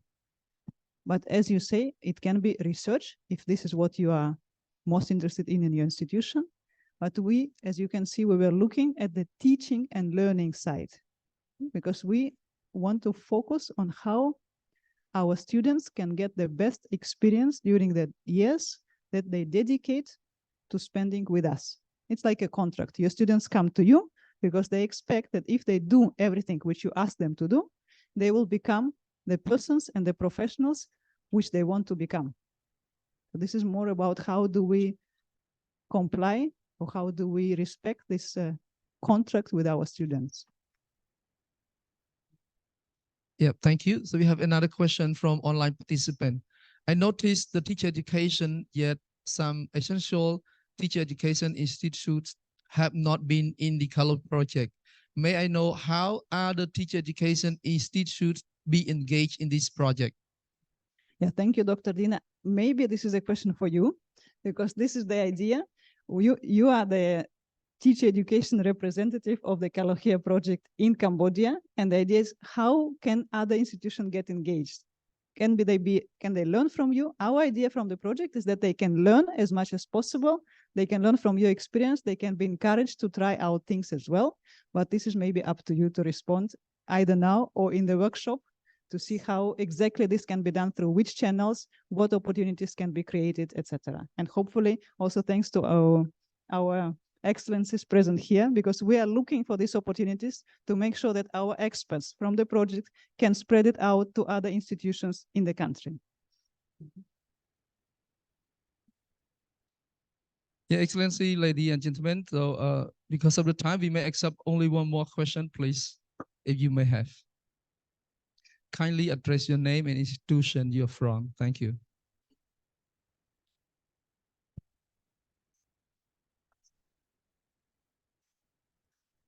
Thank you very much, Dr. Maria. This is Party Hub from the Royal University of Law and Economics. I just want to have your very good recommendation about Cambodian situation where students are very busy and they are very hard to meet each other, and how, according to your experience, how to make them into our track that you already mentioned. It means student workload must be more outside class, of course, but they are too busy. Sometimes they busy than teacher. So just one short recommendation. Thank you. Yeah, I wish I had the magic answer to you for you. We think that through making this transparent, this information available, how much time you actually expect them to dedicate to their learning in order to achieve the results, you can also, at least you give them a warning. Because as a university representative, as a program representative, you give them a promise. Come, study with us. We will make sure that you achieve these competences to this level. But it takes two to tango. The students have also to make their own contribution. I'm sorry, but it's like this. Nobody can learn for the student. It's only the student who can learn. The university, the program, the lecturers are there to try and facilitate this learning, to try and organize this process in the most efficient way. But the students need to dedicate the time. So when us as universities, we make it explicit that in order to achieve these learning outcomes and get the degree, you need to spend so much time. And we don't only say it, but we make sure that this is consistent with what we ask our students. Then our students have to make a choice. Either they do fewer things beyond the program, or they have more time to complete the program, or they never complete the program. But it's responsibility of both sides. What cannot be is that you give them a degree without them having learned what they need to learn because they're so busy with other things. It's also your reputation as an institution. You need to make sure that if you give them a degree, that they have achieved the learning outcomes you want them to achieve. You will tell the society, the employers, the accreditation agency that they will achieve. So maybe by making it explicit, you also start this kind of discussion. You know, it's not enough to come to class and then do another degree at the same time and another degree and be working. Okay, thank you. For my experience in master program right now, we put one question: you have appropriate time to study or not? So if not, we don't accept to take exam to study, because they have to have promise with us to do more workload. And then we encourage our student, our faculty member to give more workload. The more workload that our faculty give to our student, the happier we are. Yeah. Well, this is the other extreme. Okay, it's also not should be there, because you should also respect your students' time to sleep, to do some exercise, do some socialization. Okay, so it's also not the more workload we give to them, the better we are. Or we are such a serious program that we give them a lot of workload. No, that's not the question, because maybe you're giving them so much workload because you don't know how to organize their learning in a more efficient way. So there should be a kind of balance. Yeah, of course. Thank you. Thank you very much, because we will switch our agenda for a bit, and this is for the coffee break time. So once again, thank you, Dr. Maria, for your very informative presentation and interaction, question and answer. Thank you very much. So we have 15-minute breaks. Thank you. So we will be back in 10:50.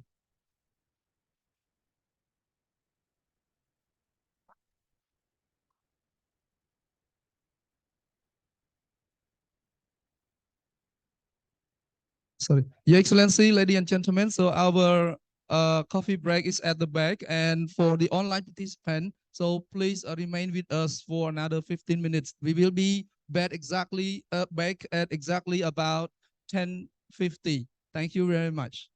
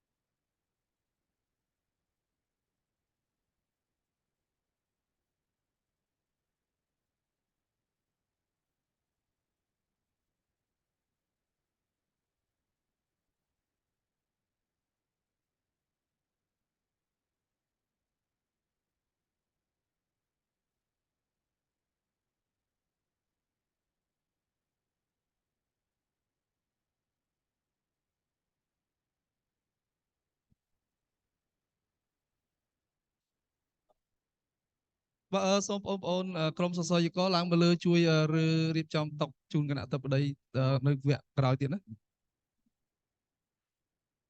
បាទសូមក្រុមការងារជួយសម្រួលរៀបចំតិចវត្តមើលវត្ត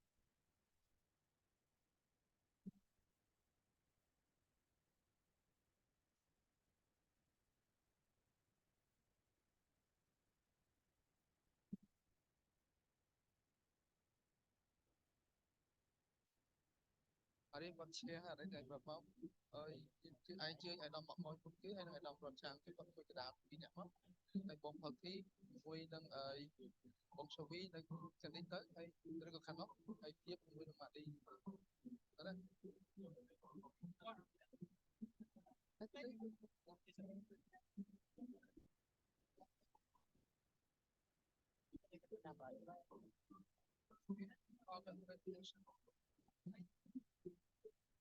Bà xôm chưa nhà đam luôn sợi nơi đã nhưng về lý nhưng đào đã hỏi bà chân xôm chưa chiều tới can đi cái lại kịch bản.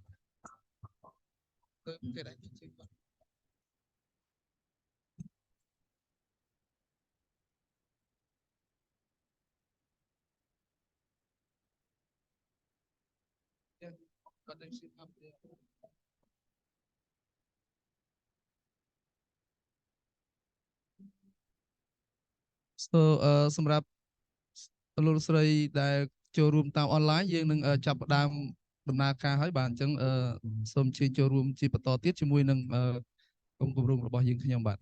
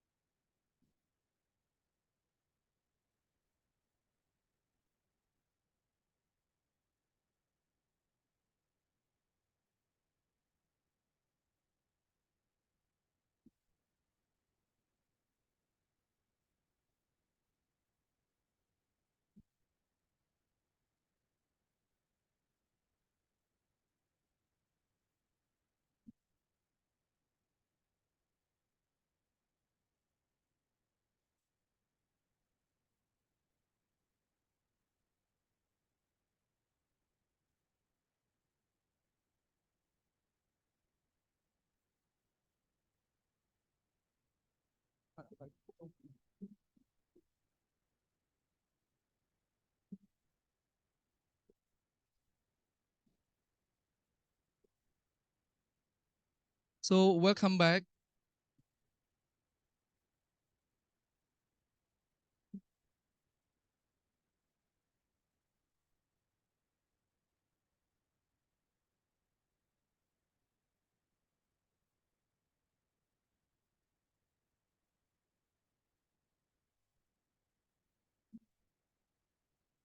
Okay, welcome back, and I hope, Excellency, ladies and gentlemen, you all have coffee and it's as fresh as this morning. So now let's move on to our next session is the policy dialogue.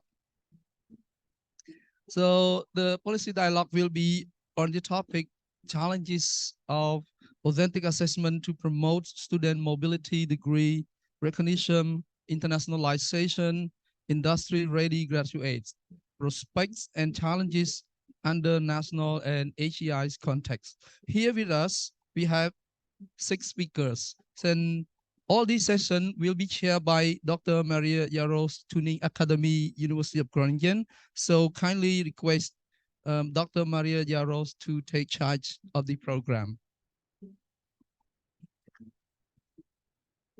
And here with us, we have 6 speakers. And I would like to invite His Excellency Mok Ngoi, Dr. Rod Chang, Mr. Chan Supiep, Professor Dr. Saray Maradi, Dr. Hapalti, and Professor Wong Chovi to come on the stage, please.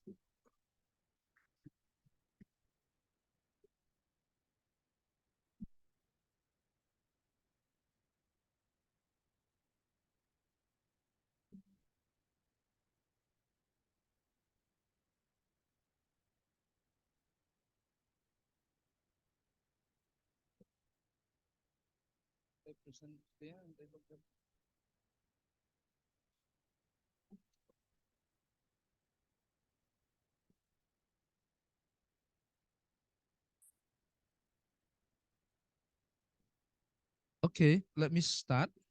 So our first speaker, I would like to invite His Excellency Mok Ngoi.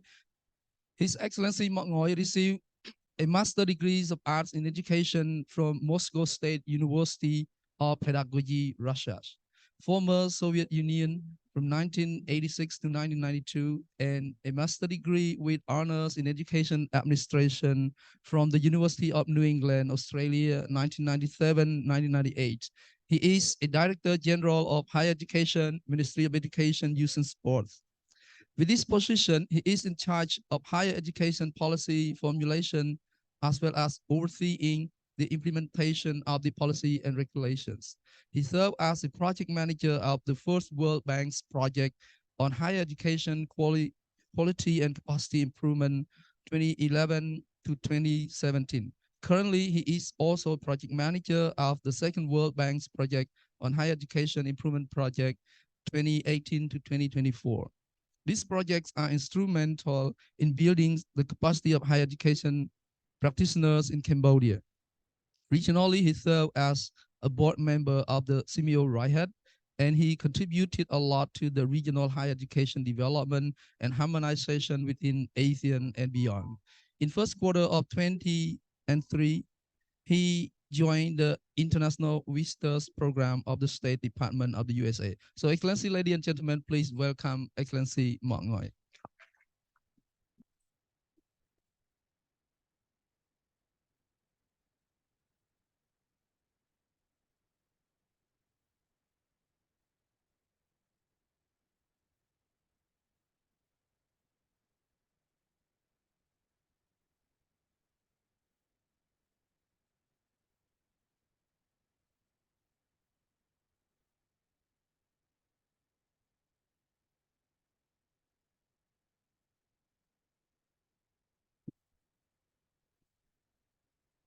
I think it's still morning. So very good morning, Excellencies, Professor, ladies and gentlemen, and also the panel members, and also would like to thank the Director of RUA, Royal University. Sorry.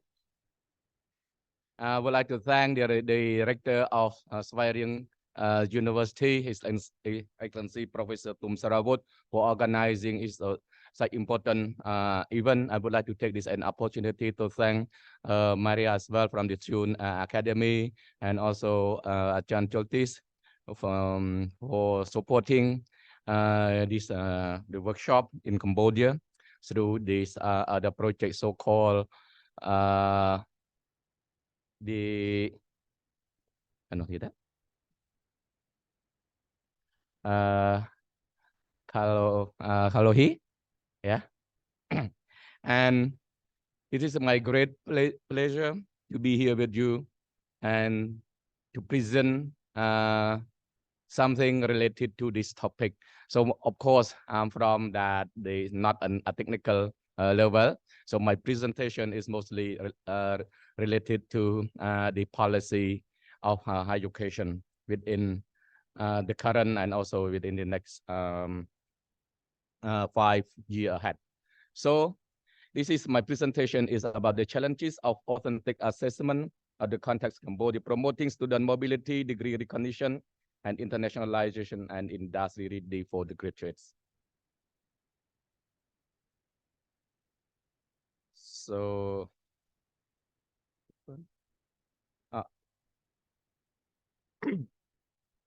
so this is the content of my presentation. So this is the background, Cambodia higher education landscape. And the second, promoting student mobility and degree recognition. So it internationalization and industry relevance and challenges ahead and way forward.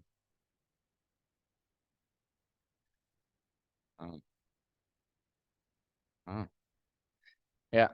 So I would like to, before I go to that, the landscape of higher education in Cambodia as a background, I would like to bring you up a little back in the last 5 years. There's something related to the rectangular strategy phase 4. So this the government strategy, you know, when from the term, one term to another, it's a new government. So set up this kind of the strategy for the next 5 years in order to build Cambodia to reach their target. Because our government set the strategy and a vision, you know, to move Cambodia from less developed country to high to a less developed country to developed country. So by 2030, Cambodia will become the high middle income country and will be a high income country by 2050. This is kind of that the ambitious plan or ambitious vision of our government. So within the rectangular strategy, phase 4, this is the last phase. Now we have another strategy, so-called pentagonal. So I will share it later on. Yeah.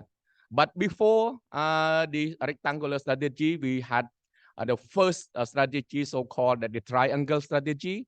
And then we have this rectangular strategy, phase 1, phase 2, phase 3, and phase 4. Yeah. And with the rectangular strategy phase 4, so the more focus on the growth, employment, equity, and efficiency. And within the rectangular strategy, phase 4 and phase 3, so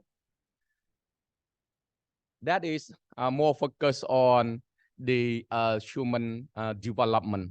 So as you said that, as you can see this rectangle 1, the human resource development is the first key priority. So I can say that this is a priority among the priorities. So we have the 4 priority within this rectangular strategy of phase 4.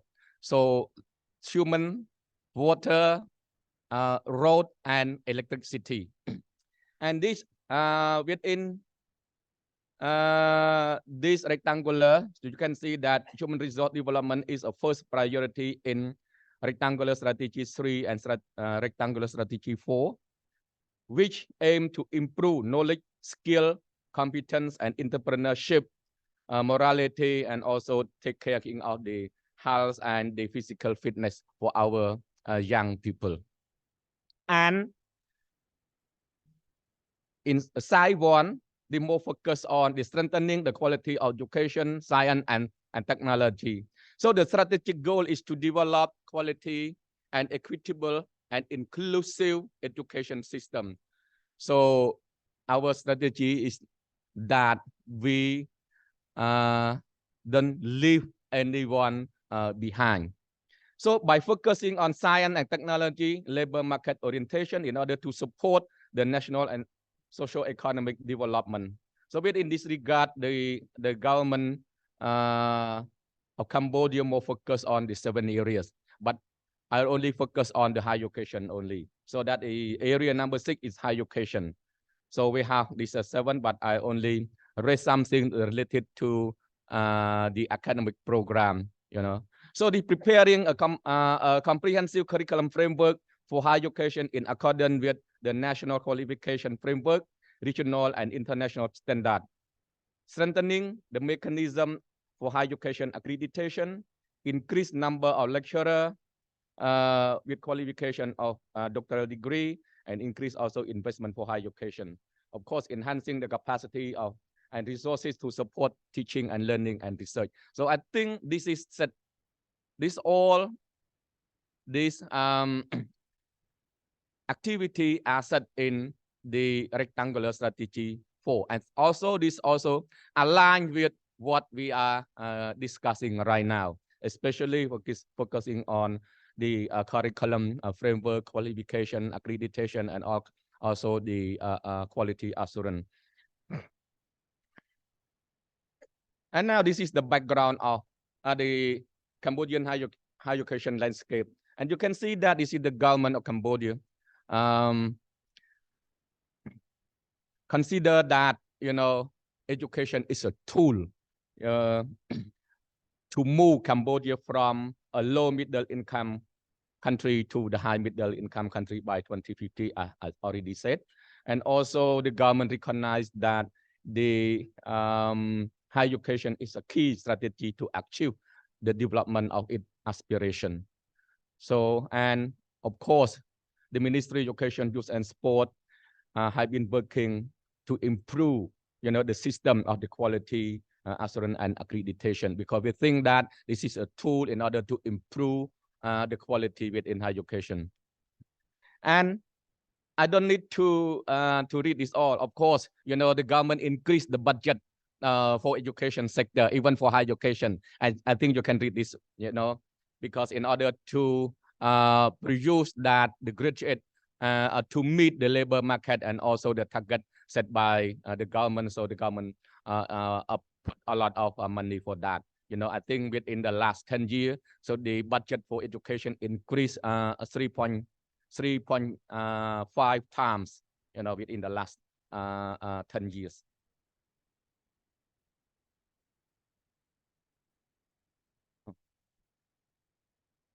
And also, this is the figure of higher education institution in Cambodia. You can see that, you know, how now we have around 132 higher education institution in Cambodia. And you can see that this number, it's quite a big number. But in terms of the student population, I think it's still small because we have around 200,000 enrollments. Yeah. And the enrollment decreased during the COVID-19. And especially, you can see that, you know, the postgraduate, especially the master degree a student decreased around 50% during this COVID-19, because maybe they thought that this is not necessary because had to keep the money for surviving during that the COVID-19. But now after the COVID-19, you can see that the trend moving up of the undergraduate program. Yeah. And also we have the foreign university are set up here in Cambodia, and from Singapore, from Malaysia, and recently from the UK. Yeah, but from the UK, even a DG. I don't know where it is. The location that I mean. And now I move to the second point is promoting student mobility and the degree recognition. So this is more focused on the ASEAN, the aims, yeah, and also the student mobility that's supported by the regional and international bodies. So you can see that this is the background of the aims program, but I don't need to read it all, because the AIM program, A, before start ASEAN, but now they move to Asian. Yeah, they expanded, you know, to other countries like China, Korea, and Japan. They are joined this mobility. But of course, within the ASEAN region, not all the country joined it. I think within this only six countries joined, but Cambodia will be already joined for this year, you know, and Cambodia is become the 10th member of the AIMS. So the 10th, it means that I said not in ASEAN, the Asian. So officially, we invited to sign the the addendum to the letter next month, you know. So I will go there in the Philippines, hope so.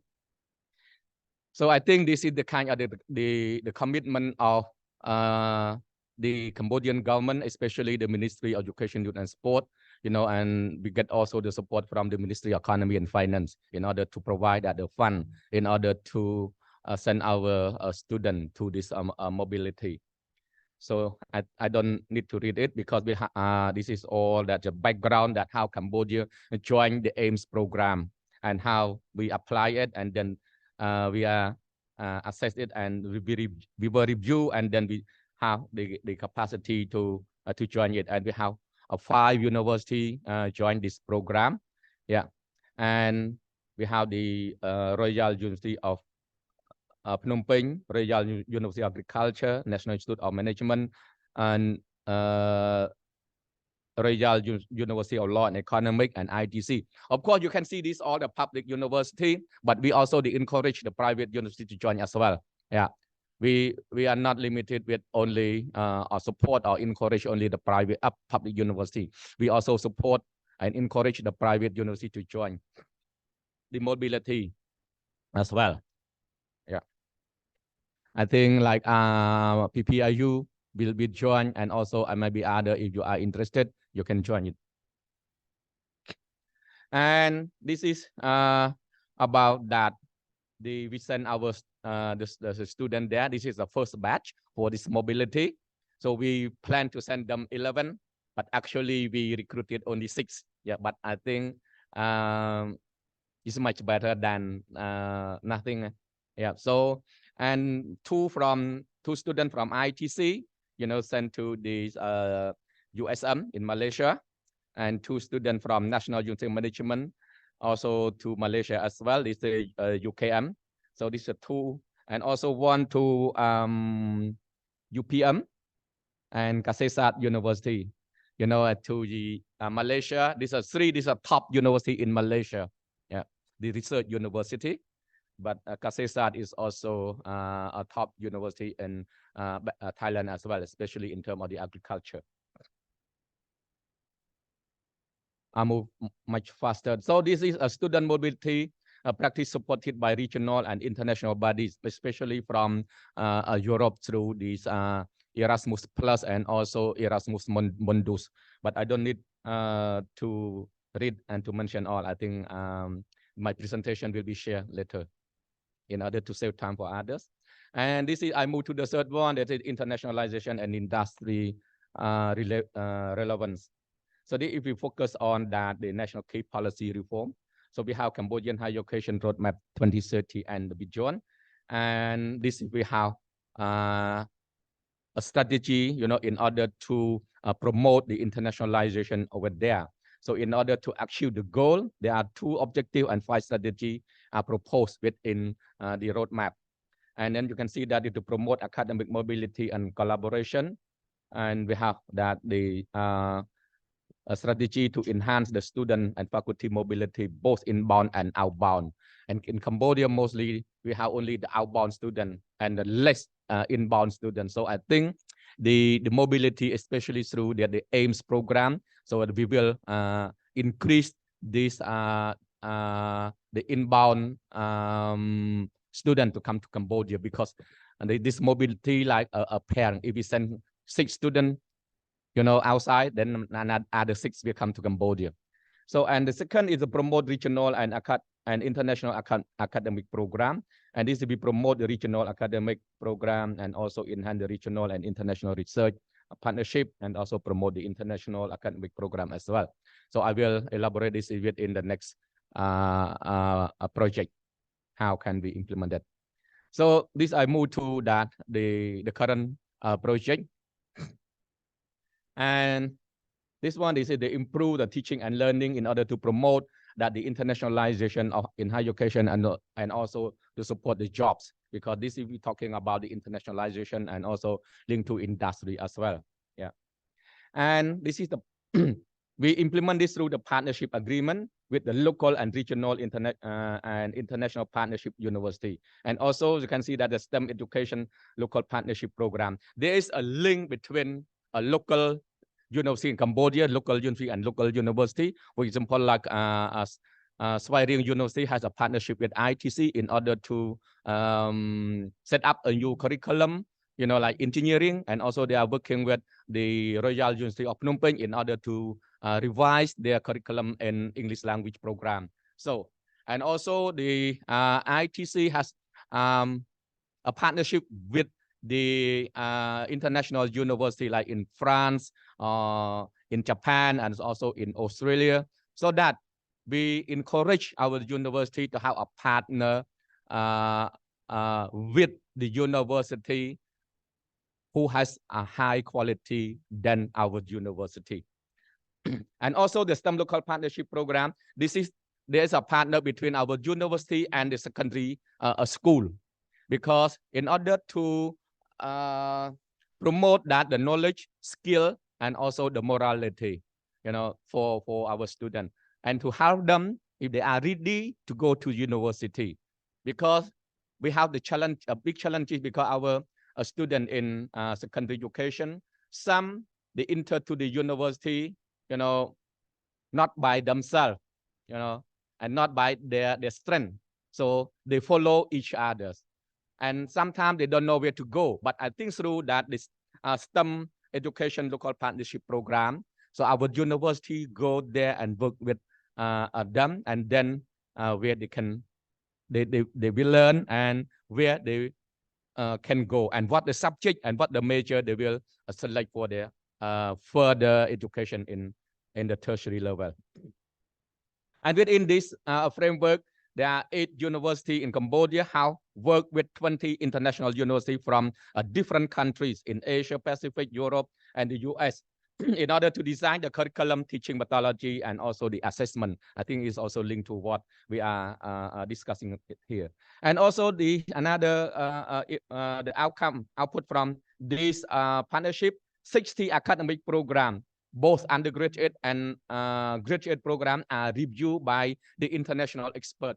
So we encourage our university to work with the university partner outside Cambodia, and in order to design the curriculum, pedagogy, and also assessment.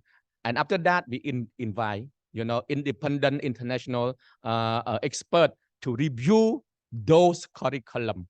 Yeah, and also, but yeah, and another one is to promote and strengthen the university industry linkage through the research project linked to industry, and also internship program as well. Yeah, and of course, enhance the internal quality assurance. And we learned that IQA is the key instrument in order to improve the quality, because you cannot wait until the external assessor to come within 5 years and tell you what to do, but it's too late. And also, if the IQA is not strong within the university, the external QA cannot help. So we review, and then we design that the IQA framework, and then it is approved in the 2021. But I think now it's time to validate it. And now I already discussed it with the Ajahn Chultis, the executive director of the AUN. How can we validate that? We have to translate it from Khmer language to the English. I just sent him 2 days ago. Yeah. So I think we will work together, because this is the guidance from our Deputy Prime Minister and Minister of Education, to move the quality of higher education to that the regional or the international level, especially with the AUN QA framework. So I think university here, I think you are don't mind, to move to that direction, and I think that you are happy with that. If you are not happy, you can tell me. Yeah, but this is the right direction. I think this is a must, because we cannot ignore it. Because we are live within the ASEAN.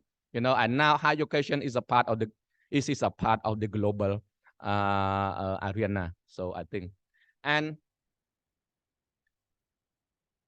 we still have this kind of the challenges. Of course, So they are concerned of the quality also in higher education, as some and our university are struggling, to improve their institutional capacity to meet a national standard and step up forward for the regional and international recognition. So that is still challenges, and also the limit number of program offered in English as a medium of instruction in order to promote the mobility. And it is still a challenge for many Cambodian students, enroll because of that the financial and also that the opportunity, because especially the student from the rural area. Even we have the policy, to support them, to support the student from the rural area and also the student with the disability as well. And also this kind of that the challenges, and also the inadequate funding and lack of qualified academic staff, and also the out of date curriculum and pedagogy and assessment method. So I think it is a right time, that we are here to discuss something about the authentic assessment. Yeah. I also learned it as well. I learned a lot from Maria presentation. Yeah. And we also discuss how can we work together, in order to update, our curriculum at the university level, especially that this curriculum design must be linked to that the qualification framework and also the IQA that already set, at the national level or at the regional level. And then this is the way forward. So we have 4 points. So want to improve the quality of academic program provision, research capacity and governance in order to respond to the Cambodia Vision 2050, and also increase the regional and international accreditation, improve the skill mobility, and also the institutional networking. I think this is a very crucial, so why we are here. And also increase, of course, the collaborative research activity in prioritized area that can contribute to the society and the economy. As I said that, the education is a foundation for development and peace. And of course, we feel, sad, so, what happened in the world right now, like a war between Russia and Ukraine. Of course, as the moderator read my biography, I graduated from Moscow, from Russia, from the University of Pedagogy. Yeah. And some of my friends, who study in Ukraine, and sometimes when we meet, so we feel, sad how to discuss it. But recently, there is another war between the Hamas and the Israel, and one of our students studying there was killed by the Hamas, by the bomb. Yeah. So, and this is the way forward. So this like a country, a context. So this is move from the rectangular strategy phase 4 to the pentagonal strategy phase 1. So move from 4 to 5. Yeah. So this is something they say the same, building foundation toward realizing Cambodia Vision 2050. So Cambodia will be a rich country or high income country by 2050. This is very, as I said, that ambitious plan of our government. But this is the commitment of our government, to move to that direction. And this focus on the 5 pillar: growth, employment. So growth, this is support to that the economy, and also, of course, the employment. When the graduate, they can get a job in order to create a job for our graduate as well. And also equity. So I think it's fair enough, that they can earn, through that the level of the education. And also efficiency and the sustainability. You can see that I put the green for that, the number 1 and number 5, The growth without green, we will die. Yeah. And so this within this strategy, looking ahead, to the next 25 years, because this strategy is very comprehensive. You know, they capture all the development of Cambodia within the last 25 years, and also the design, you know, and they look for another 25 years ahead. So if you look at this strategy, you can see the big picture of Cambodia within the half century. Yeah. So in the next 25 years, the Pentagon strategy will be implemented in an interlocking, proactive, and clear manner with the aim of making Cambodia a civilized country that possesses following principal characteristic. So I think still have. Okay, I will try to, yeah. And then I'm more focused on the characteristic number 3. So this is Cambodia people are highly knowledgeable and have at least one skill in life, with perseverance, entrepreneurial spirit, innovation, and high morality. So I think they focus on the 3 main things, you know, knowledge, skill, and morality. As Marie said that, you know, knowledge, skill, and responsibility. Yeah. And so this is while the state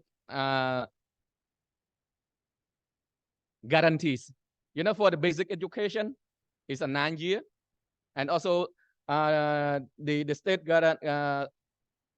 provide the skill and technology training that meets demand of the job market and the business. So within this the term of the new government, the government has a plan to train, you know, 1.5 million students for the certificate level. I think certificate 1 is should be level 4. Yeah. Yeah, the level 4, if we're looking at that, our qualification framework, not the level 4, 1, 2, I think level 2. Yeah, so certificate 1, this is 1 year to train 1.5 million within the 5 years. So I think this is a quite challenge for Tibet and also for higher education as well. And also to strengthen the vocational training and skill program to respond to the labor market.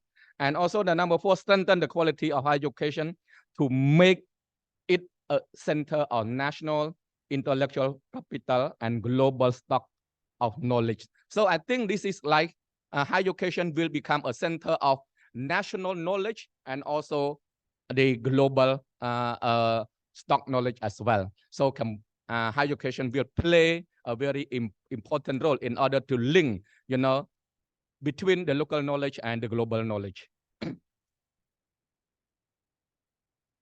And this is, we look at that, you know, at this the Pentagonal strategy. Of course, in the Pentagon 1, they focus on the human capital development. If you look at the strategy, rectangular strategy 4, this is said about the human resource development. Now they move from the human resource development to the human capital development. So we will produce the graduate, you know, knowledge, skill, and productive graduate. Yeah, not reproductive. So this is, I don't want, in order to support, you know, the economics and the vision of Cambodia within the next 25 years. And the side 1, you can see that the enhancement of the quality of education, sport, science, and technology. So these the strategic objective are to create a conducive environment for education and training with high quality and expertise in order to improve the quality and access to education related to the STEAM, not STEM. Yeah. So I think the royal government focused on the 7 areas. So this, you can see that the area 1 continue to enhance the quality of education and training at all level, update curriculum at all level, and creating a conducive environment for lifelong learning. And also, of course, strengthening the governance, research, and the innovation for higher education through the partnership. So I think I will move faster. The sectoral governance, sectoral context. So this is the recently our Deputy Prime Minister and the Minister of Education announced that the strategy, you know, the reform agenda for education as a whole, and also the higher education. So we have the 7 area in there. So in order to improve the quality, relevant research and governance of higher education, toward building the human capital to produce technician or technical officer, engineer, and a scientist, to respond to the pentagonal strategy. This is on August 26 this year. So I think I don't need to read this all, but I only highlight that something related to our topics today. So number one is the modernizing curriculum, teaching and learning assessment to align with the outcome-based education, and through promoting innovative pedagogy like projects based on inquiry-based learning and problem-based learning approach, and the assessment of learning. And also the number 4 is promoting internationalization. Okay, I will finish soon. Including the mobility and regional international quality recognition, so that this is aligned with our topic for this workshop. And also, I think to enhance the implementation of the IQA system, including forging a partnership with a regional body, AUNQA, and other regional institutions, university, on the QA system improvement and higher education leadership. So this is stated in the reform agenda of Ministry of Education, Youth and Sport. So why that I have a right to discuss this with Achan Choltis. How can we work together, as a partner in order to move, the quality of high education in Cambodia to the regional level. So we will discuss more on that, And also, we plan to discuss with ACAD as well in Malaysia, in order to train the leadership in education. Yeah.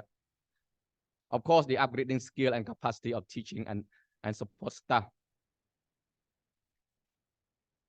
So this is an expectation what the university should be taken and do. So I think that, I don't need to read it, but I think for this workshop, I would like to encourage the participating university, when you go back, you select your one program, academic program, and you work with an expert, to review and redesign, all the whole one academic program. So use this as a pilot, and then you can scale up later on. And then if you are the a partner, within this project like ITC and Sweden University, you will be an expert, and then you can support other universities as well. You can scale up.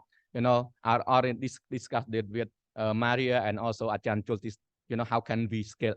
First, be the pilot at least, you work on one academic program, undergraduate program, redesign it, and looking the teaching methodology and the assessment. And then you can analyze where is the gap and how you feel that the gap, and then put it in the implementation, and then later on you can scale up. Please do so. If you need support, let me know. Yep. So thank you very much for listening to my presentation. And if you have any question, you can feel free to ask me. Okay, thank you very much for your attention. Thank you very much, Excellency Mok Ngoy, for your very informative presentation. Because we have a lot of presenter, and we need your presenter to do as much as you can. However, please, because the time is too short, try to wrap up. Next, I would like to invite Dr. Rod Chang. Dr. Rod Chang is an acting Secretary General Accreditation Committee of Cambodia, ACC. He holds PhD's degree in Quality Assurance Management in Higher Education from University of Technology, Sydney, Australia, and Master degree in Educational Administration and Policy Studies from State University of New York, the USA. He has worked for the ACC for 13 years. So, Excellency, ladies and gentlemen, please welcome Dr. Rod Chang.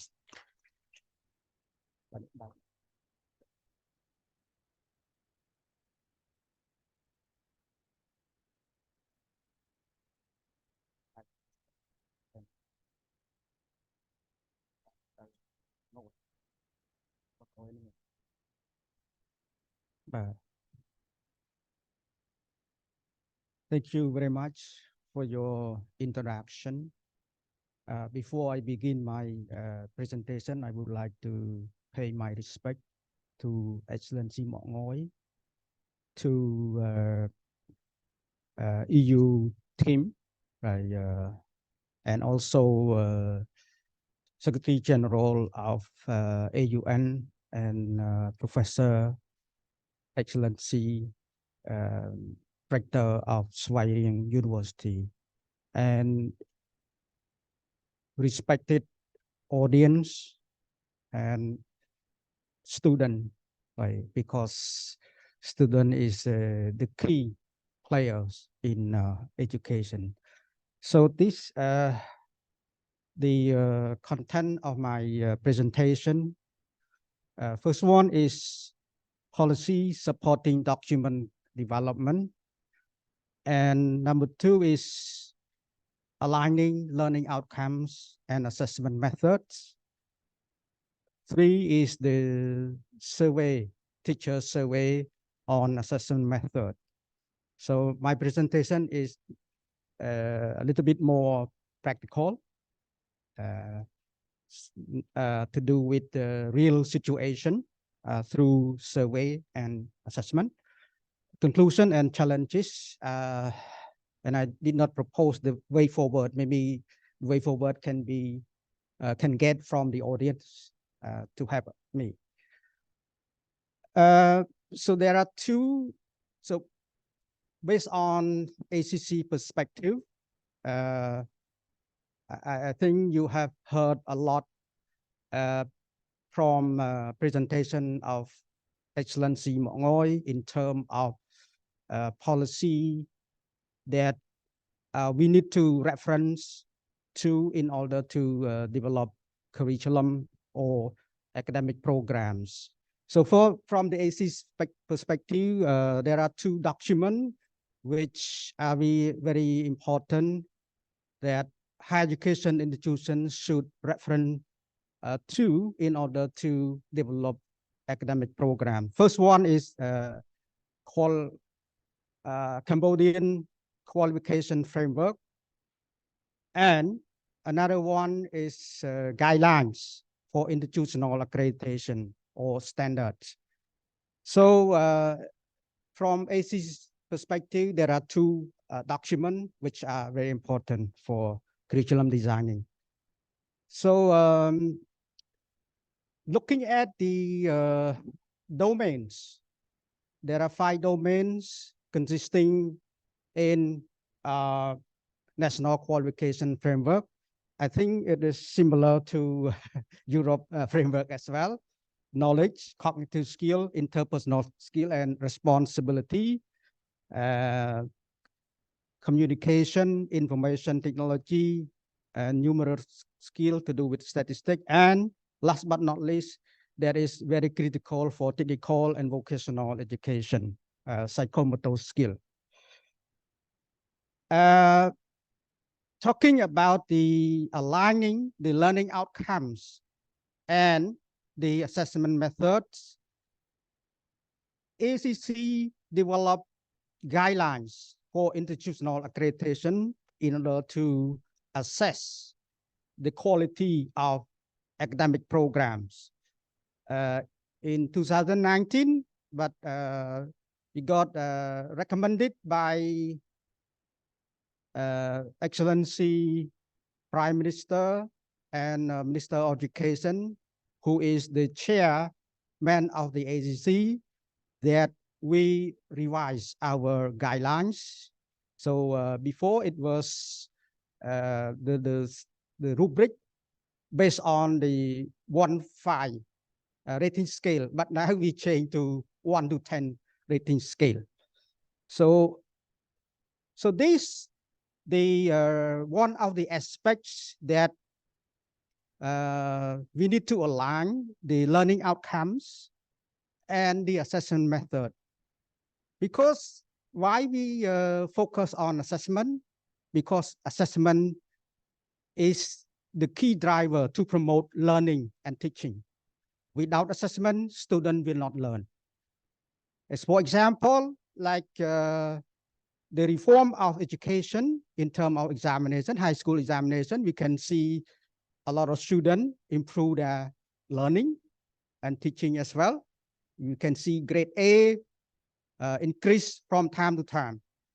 And students are more ready to come to higher education compared to the previous experience. So for example, I just highlight some the learning outcomes with the assessment method and also example of the assessment task, and to the tool that can mark the student work to ensure that our marking, our scoring is reliable and acceptable by the student without rubrics, without clear checklists, so that it would be not reliable and valid in terms of the result of the exam. So we can see example here. For example, we want to assess student creativity. So what type of assessment should we use? For example, here, right? We use creative projects or project that allow students to elaborate their knowledge, their skill gained from the program. Another example, like leadership. How can we assess leadership of the student? So here are the example, right? So group project, because talking about the leadership is not just the leadership in the government or in the ministry. So the leadership can be in the classroom, the leadership can be in other group project or group work. So that can be the task that we can assess student learning outcome. Another example is critical thinking and problem solving. So what other measures should be used? Okay, so we can use test, examination, lab experimentation, or other presentation of the work of the student. Look at the another example, the values. So how can we assess the value? Okay, so the entrepreneurial skill also one of the example. How can we assess student learning outcomes? Because we do not just test student whatever we want. So firstly, we look at the learning outcomes. What is the learning outcome? Whether the learning outcome assess want to student to be able to do what and how they can do. Not just set up the test to meet the requirement of the course of the program. Like some teacher, they might use, for example, they teach research, but their question is multiple choice, something like that. When we ask, we said, because they teach many courses, how can they mark, you know, writing or assignment or group project?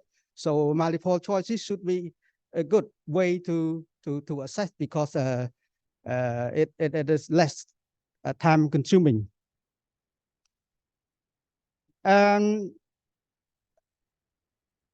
Talk about the survey. So ACC conducted the survey 2019 with 900 teachers, but 622 responded the questionnaire. So it equal to 69% of the respondent. So the result of the survey, we can see that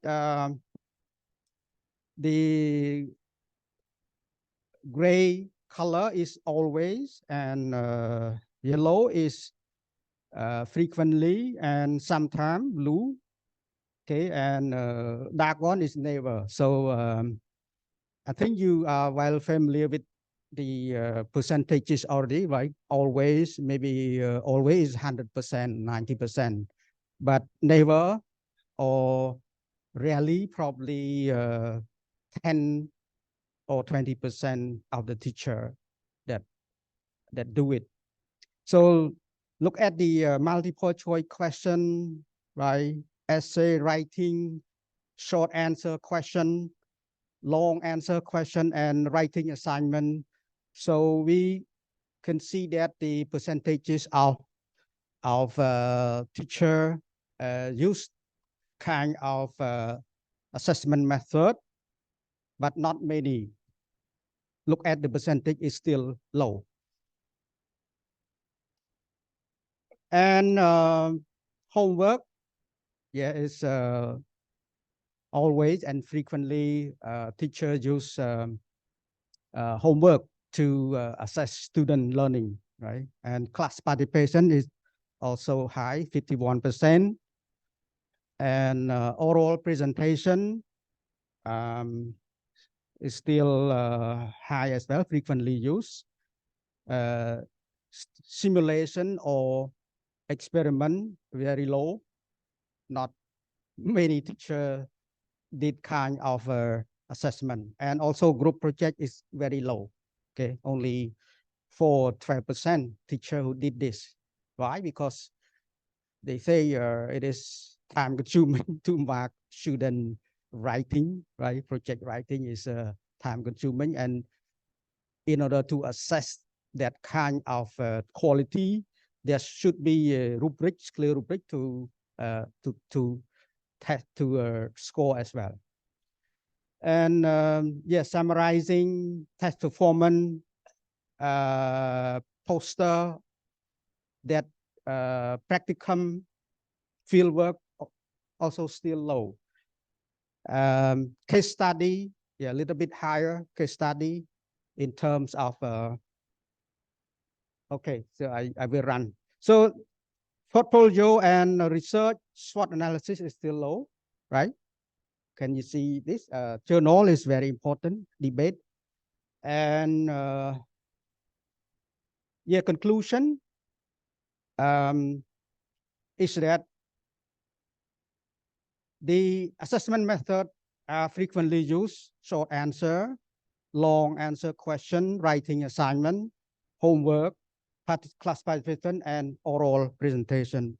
But for these assessment method are rarely used, or sometimes that we think that the assessment method are very important, but not many teacher use that kind of assessment.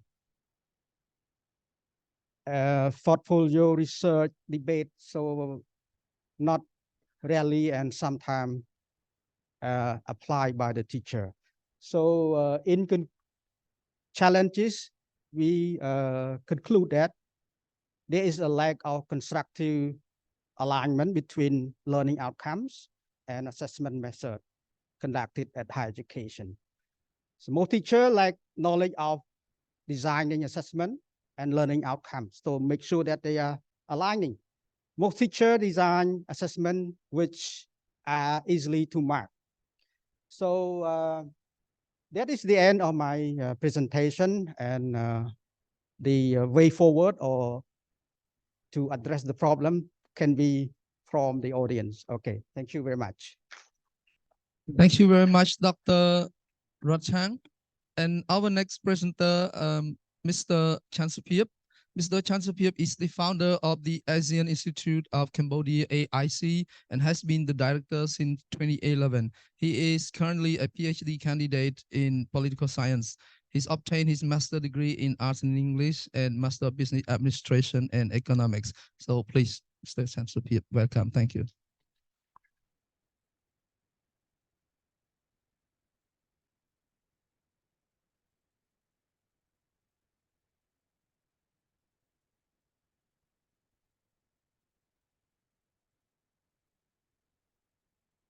Hello. First of all, I would like to pay high my respect to Dr. Mok Ngoy, Director General of Higher Education and Dr. Chang, Director General of the ACC, and Doctor and Professor from AUN, and the host institution, the Rector of Swaring University, His Excellency Tum Sarawut, and participant in the CALOHEA this morning. It is the great pleasure of mine that I have the opportunity to stand in front of you to share my experience, because our previous video speaker has already mentioned about macro student mobility and the criteria of the assessment. Now it is experience of mine that I would like to share regarding the micro experience of my institution. Okay, let me introduce my institution. It is Asian Institute of Cambodia. It was established in 2012. It is a very young institution. It is located in Krati province and northeast of Cambodia, northeast part of Cambodia. Since 2012, Asian Institute has expanded 5 campuses. And the main campus is in Krati province, and the first branch is in Mandalgiri, and the second one is in Pravihir, and the third one is in Odamanjay, and the last one in Phnom Penh. Yeah.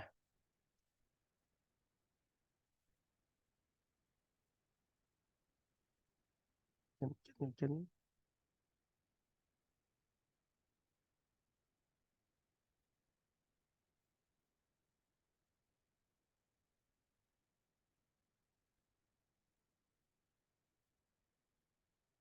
you hear me? But this one is not.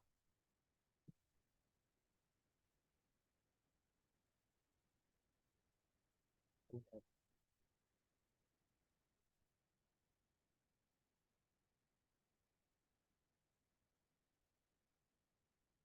Okay. Thank you.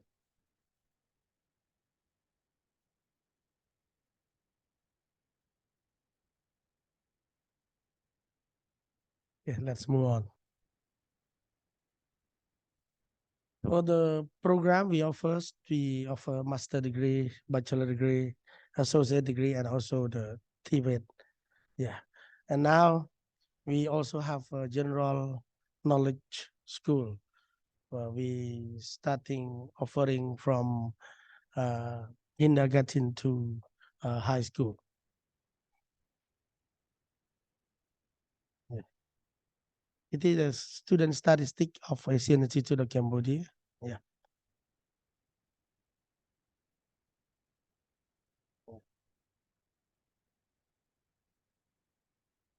From the main campus and Krati province is 510, and Mandalgiri is 492, and Odamanjay 560. Here is 460, and Phnom Penh is 675.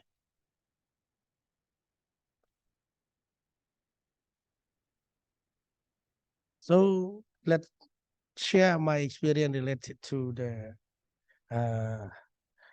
changes, but because of the organizer told me to cut down all the slides. We have the 65 and told me to have only 10 minutes for the presentation. So I have to cut down a lot of slides. So I just want to share, but no the slide.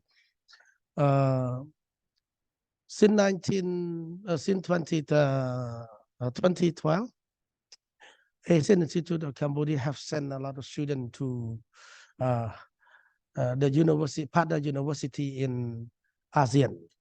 because we have the partner institution in ASEAN like P2A.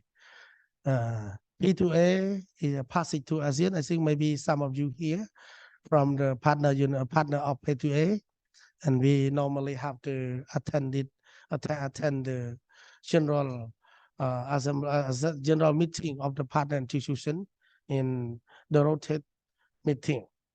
And very soon we are going to attend the partner meeting in Da Nang University. So among the partner institution, our institution, we send our student for the journey for 1 week, 2 week to the university, which are our partner, and then the student can have the opportunity to share and learn with each other with the culture show and also the culture lifestyle of the people living in those countries. And aside from the sending for the journey, we also promote the academic exchanges. Like a few months ago, we sent our student to IPRC in the Philippines and EQC for academic exchanges for 2 weeks. And the institution, our partner institution, organized the classes and the lecturer there, and we send the student to study there for 2 weeks. And after that, they will provide the mark or score to our institution. So it is the academic exchanges. It is our experiences. But the challenges for the sending the student for the academic for the exchanges, sometimes it's very hard for the coordination to promote, to encourage the student to take the academic exchange in the other countries, because sometimes their parents are very concerned about the student safety, because they are away from home and they travel by plane, by land, and sometimes by sea to attend the other event in the other university. Oh my God. It is our plan. We have our plan is a exchange program planning. We have outbound exchanges. We are planning to arrange student mobility, internship, and credit transfer, and faculty mobility. It means for student mobility, we are planning to send them in a moment in Japan, to Japan and to UK. It is our plan from 2022 to 2025. And inbound, we also welcome and or to invite or as well as to announce to the partner during P2A association or ACNET Intech in China to invite the student for our inbound exchanges. Okay, thank you very much because the time is. Thank you. Thank you very much, Mr. Chansopir, for your presentation. So next, I would like to invite Professor Dr. Serai Mardi. Professor Dr. Serai Mardi started working at Swaring University in 2008 as a lecturer in the Department of Rural Development, the Faculty of Agriculture. In 2009, he was appointed as Deputy Head of Research and Development Office. He graduated PhD in Agricultural Economics from Vietnam. So, Excellency, ladies and gentlemen, please welcome Dr. Serai Mardi. Very good morning, respected Professor, Excellency, ladies and gentlemen, and students of SRU present here today. My name is Serai Mardi, an officer in charge of the International Relations Office. This morning, I would like to present briefly about the promoting student mobility degree recognition and internationalization prospects and challenges at SRU.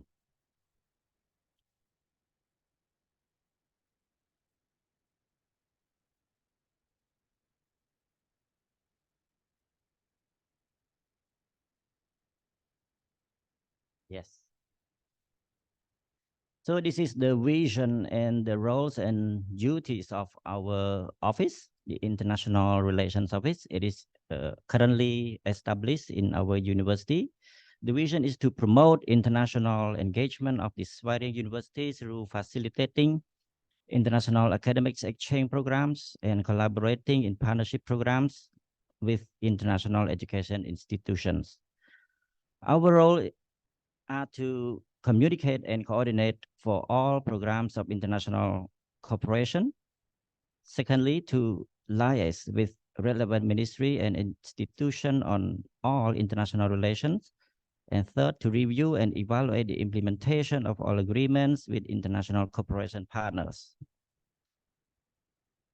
Here are the list of our memorandum of understanding that our university have signed with the local higher education institution and the private partners in Cambodia, as well as we have several European partners, Asian partners, and with the international associations.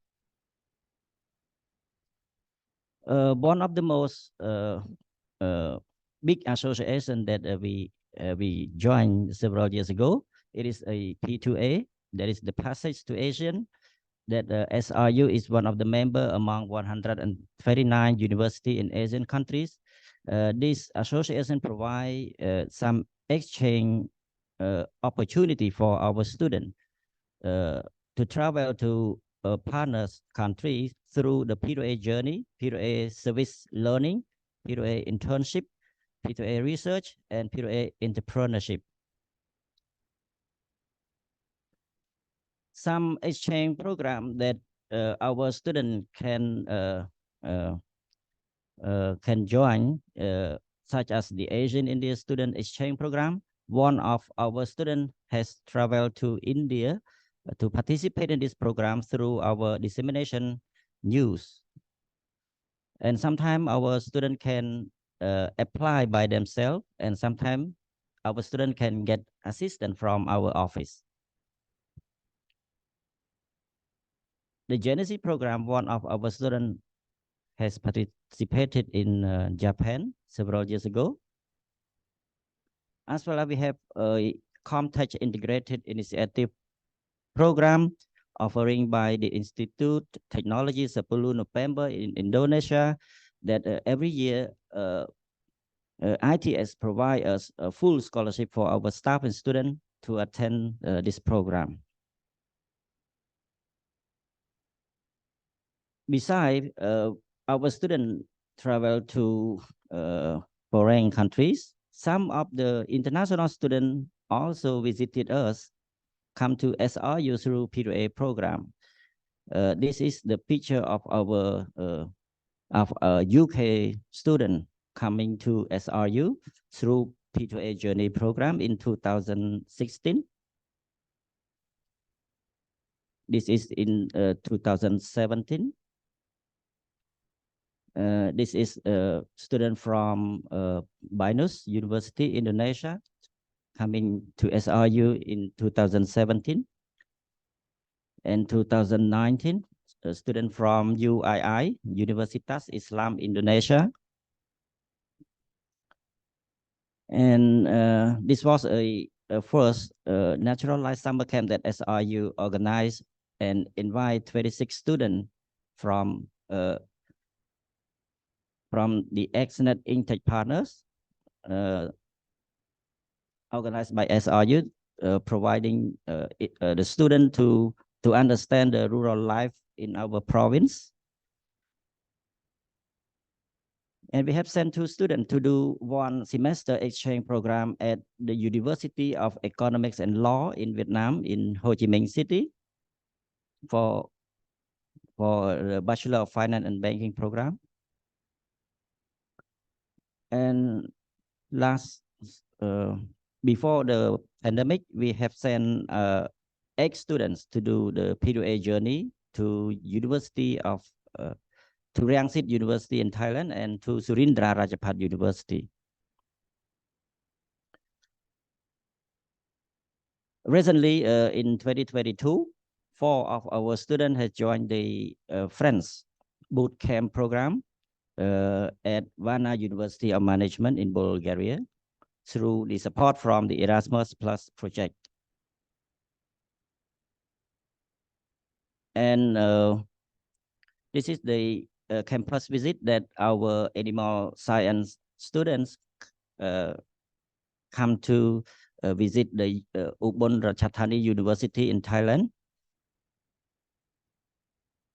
And last year we sent 6 students to do internship in agriculture at Israel through the partnership with the Royal University of Agriculture and Agro Studies company.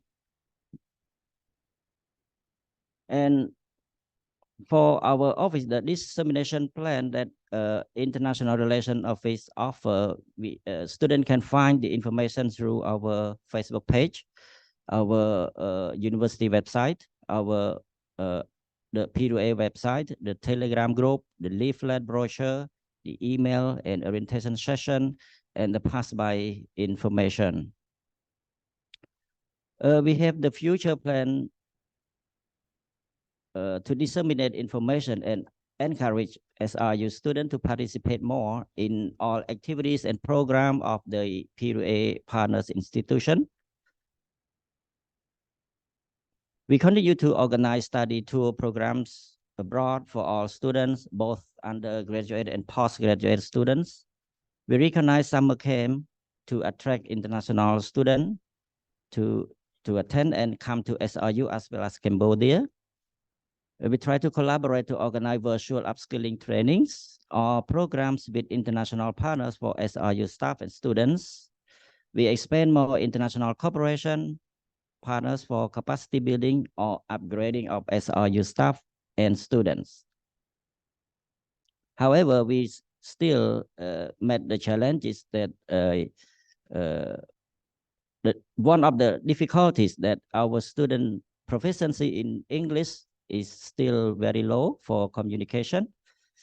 Sometimes they lack of budget to make a passport and still lack the support from their parents.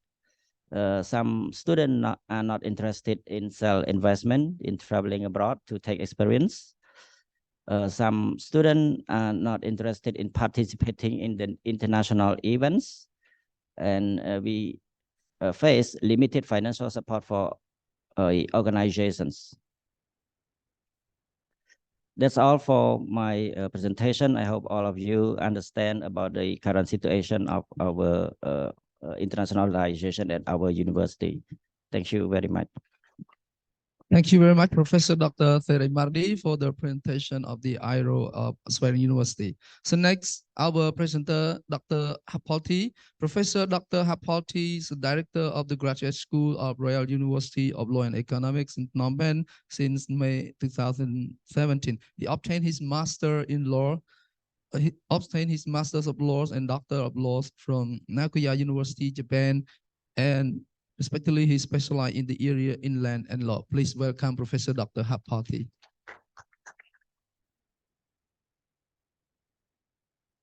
Dear distinguished guests, ladies and gentlemen, I am going to have a short moment from you to pay attention to my presentation because of the time constraint. So let me share you 3 main points for now. The first, maybe some of you are not in Cambodia, so a quick moment to rule background, and then the current assessment of Royal University of Law and Economics, and authentic assessment and challenges.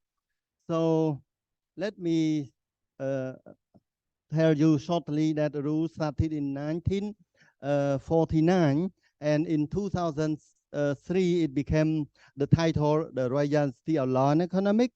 And 2007, it became a public administrative institution.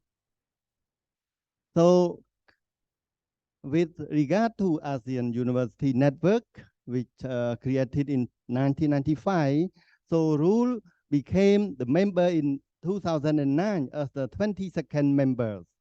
And so Dr. Chotis, we are RULE here to join with you 2009.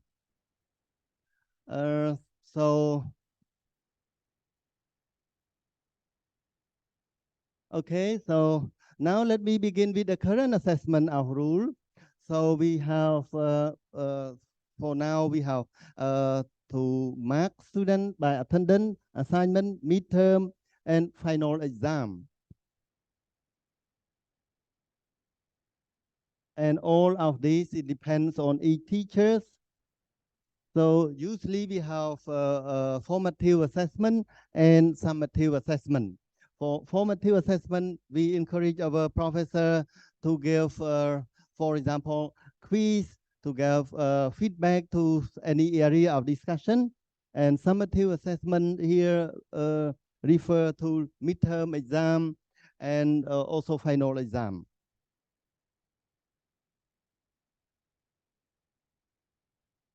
Okay, so now let me begin with the BA student assessment right now for graduation.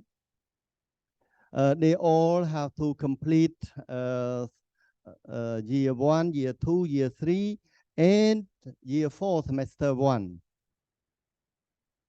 Then if they all pass, and then they can choose, they can decide whether they go to take final exam, we call exit exam, to end their BA degree, and or if they fail, they can retake the course.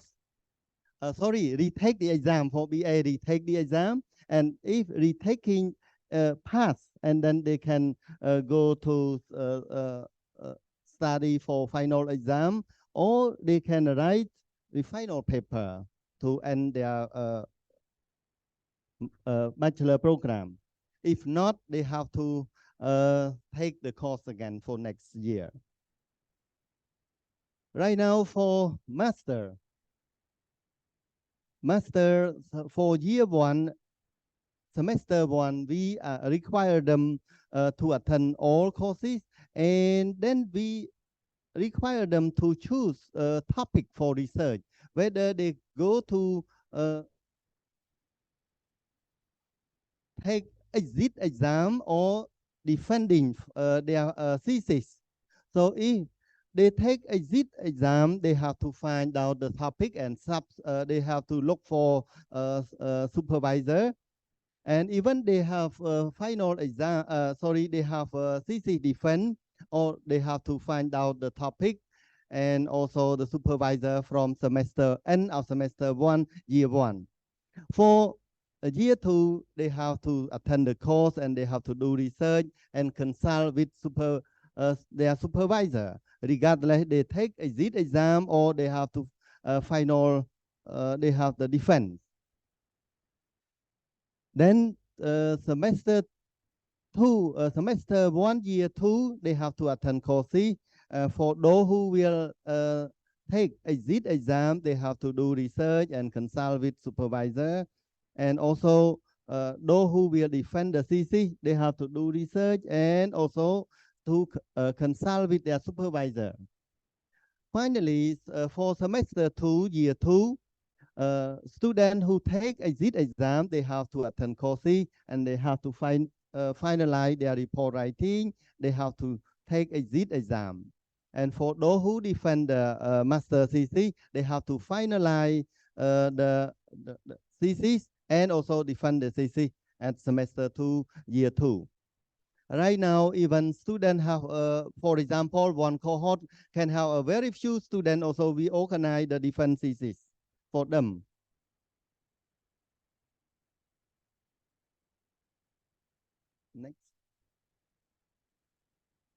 Next slide, please. Okay. Okay, so sorry for this technical error. So anyway, I just would like to draw your attention that in order to take exit exam or to defend their thesis, all students have to attend at least 4 seminars, at least 1 social activity, and they have to pass all courses, and they have to submit the paper on time. Otherwise, they have to wait for another cohort.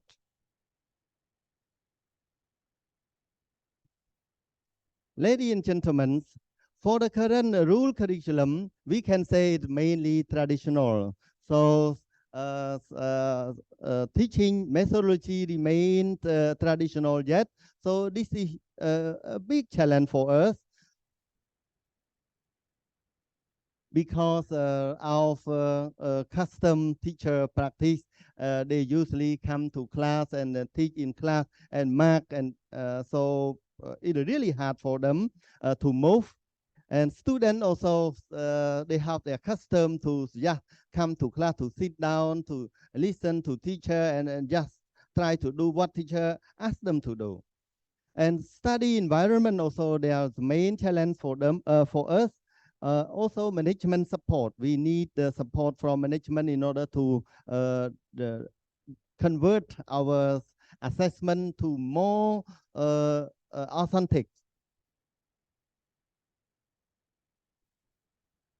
For now, for this year, for master curriculum development only, we introduce some teaching methodology to the courses regardless of their area. We introduce one class is a class of seminar, not lecture, and the other class is class of debate. So for class of seminar, students are grouped to do research and present finding in class. So a teacher have to mark them not based on their attendance, not final exam, but we have to prepare the assessment for the seminar class. For debate class, students also are grouped to prepare their debate and to do their debate in class. Assessment will be changed from the traditional way to new way. And then we need to train our faculty member how to use this newly introduced class to our traditional way of curriculum. I think I make it short like that, and the more things need to be elaborated, but because of the time constraint, so I think thank you very much for your attention. Thank you very much, Professor Dr. Hapoti. So our next presenter, Professor Wong Chawi. So Professor Wong Chawi is Director of the Quality Assurance Center at the Royal University of Phnom Penh. He obtained his MA degree in TESOL from University of Technology, UTM, Sydney, Australia. And he has extensive experience in teaching curriculum quality assurance. So please welcome Professor Wong Chawi.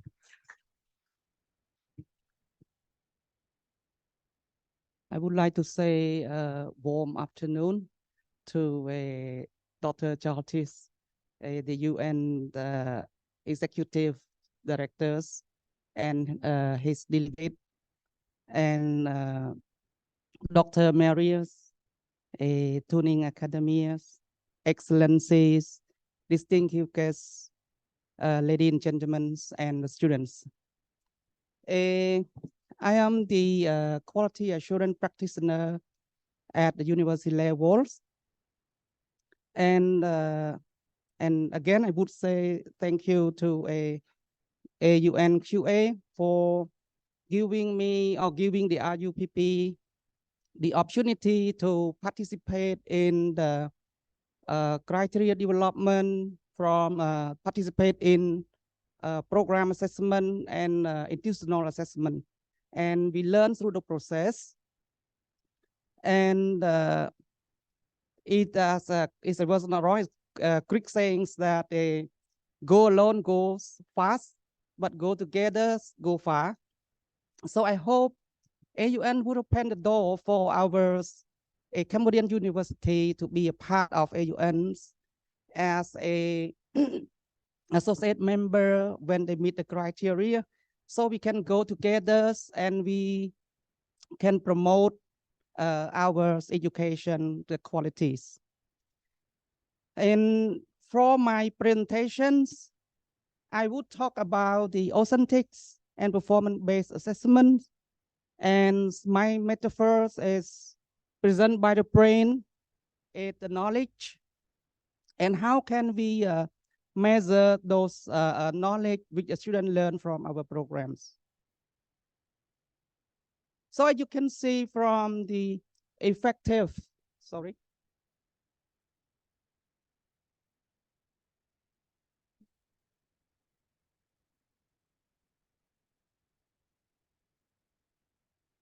Okay.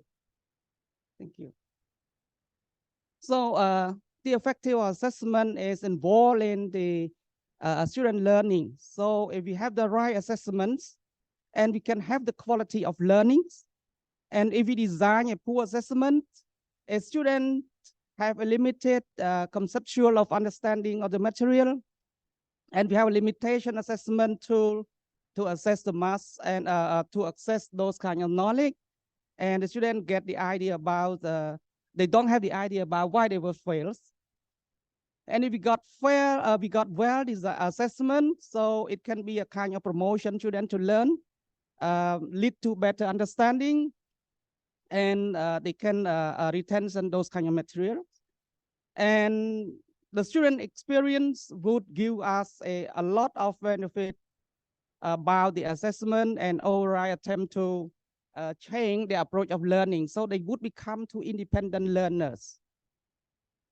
As assessment task is not assessing what we want sometimes, as Dr. Hop just mentioned, but this can give us a low level of understanding how student learns. And the, back, so why did back? Okay, right, thank you. I pressed the top, okay.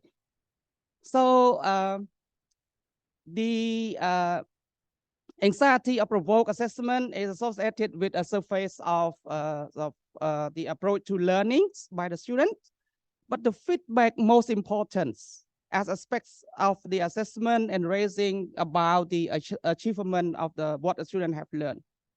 So what we want to try is about how can we access those people, and like a self and peer assessment, a crucial element for helping students to learn and help them to be the autonomous learners. So the feedback should inform the tutors or lecturers about their teaching and supporting strategy, as well as the student activity to learn to move forward. So taking this part,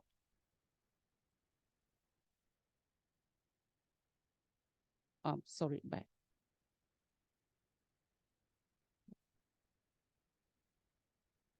No, just wrong slide. Yes, I'm right here. Okay. So this part is really involved in the constructive alignment. So constructive alignment play important role in the assessing of the student learning. So constructive alignment is about what students should learn and what a teacher should teach.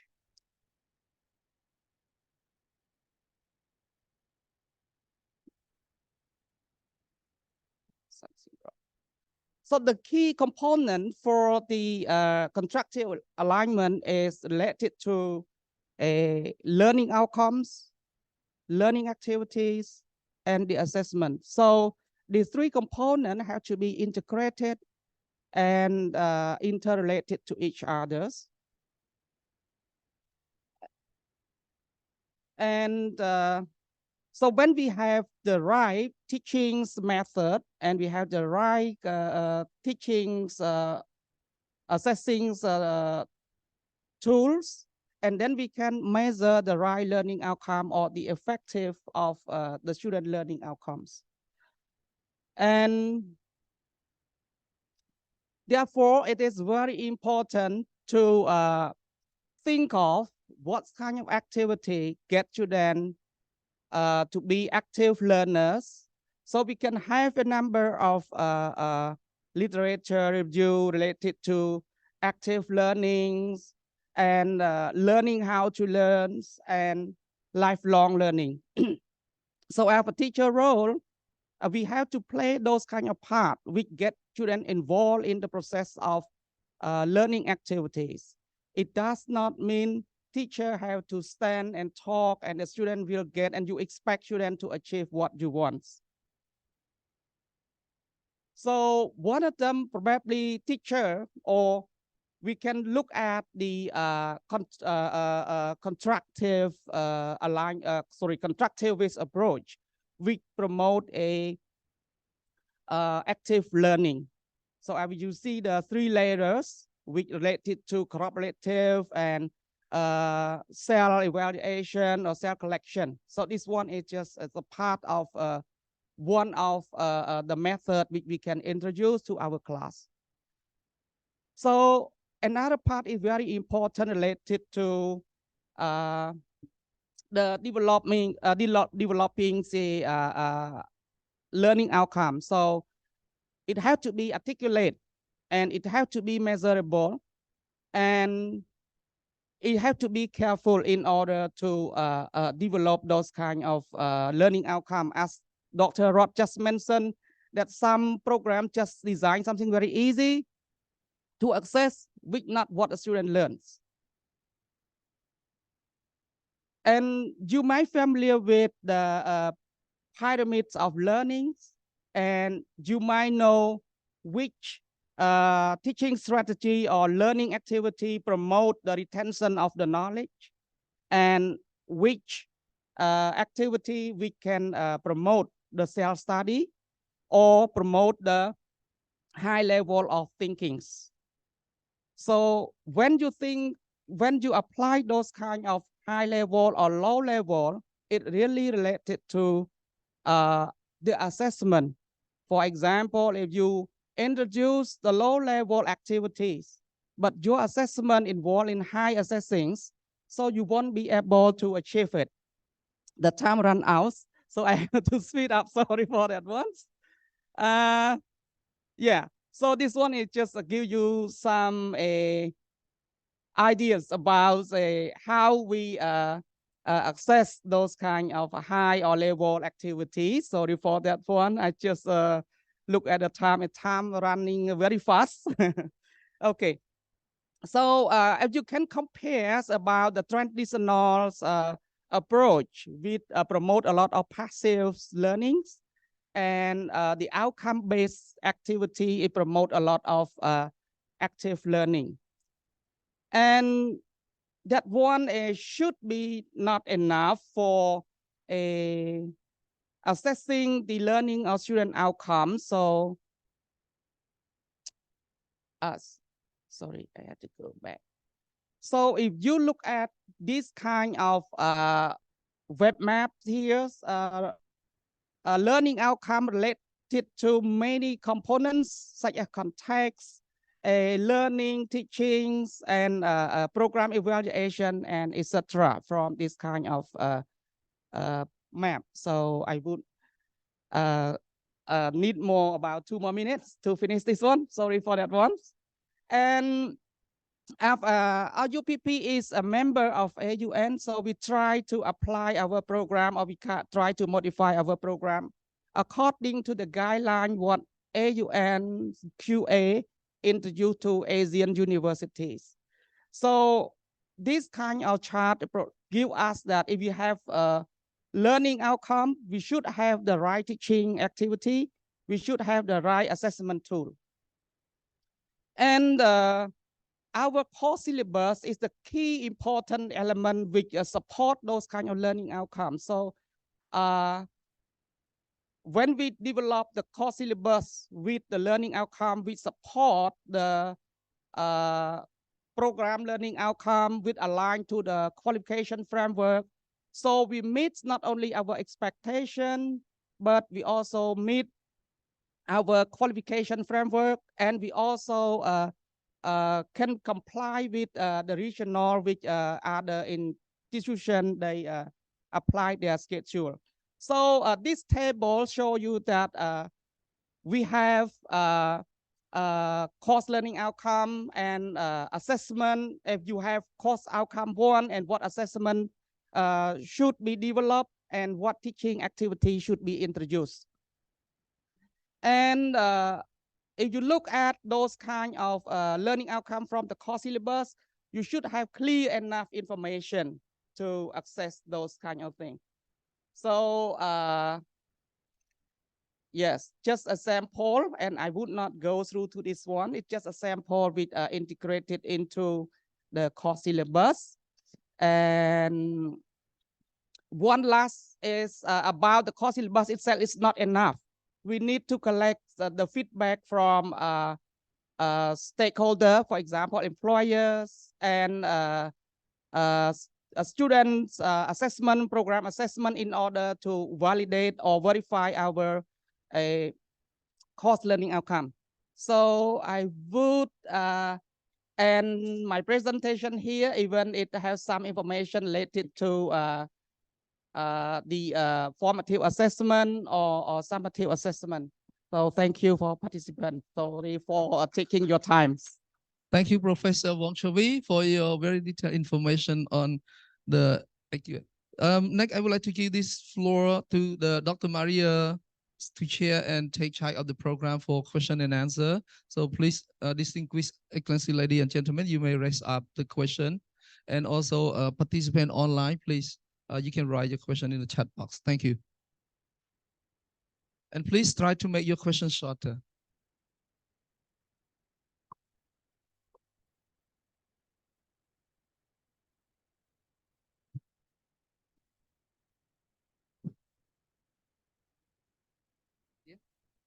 Oh.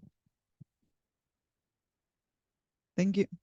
Yeah, okay. Hello. Well, thanks a lot. I would like to start with thanking all our presenters for these contributions, because I think we had a very rich presentations from different angles. We can see how it builds into the policy context of the country. We can also see what you have been doing on assessment at the national level. We can see examples of international relations office work, how you are doing in concrete universities, what you are trying to do in assessment in particular. So, I mean, I really enjoyed them. I hope you have also enjoyed. I would have had many questions and points to discuss. So I would like to see what questions, comments, and maybe other sharing points we have in the room and online. Yes, please, there.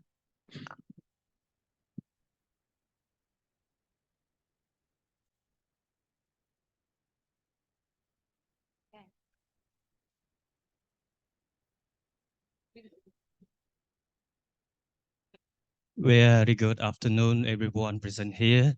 This is Bun Lee. I'm a lecturer from Swaring University.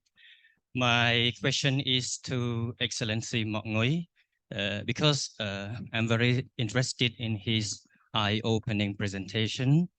You talk about the student mobility, either inbound or outbound. So for us, we are the university in the province. So I just want to hear your comment or suggestions. How do we reinforce or promote the outbound mobility of our students or the faculty members? Thank you very much.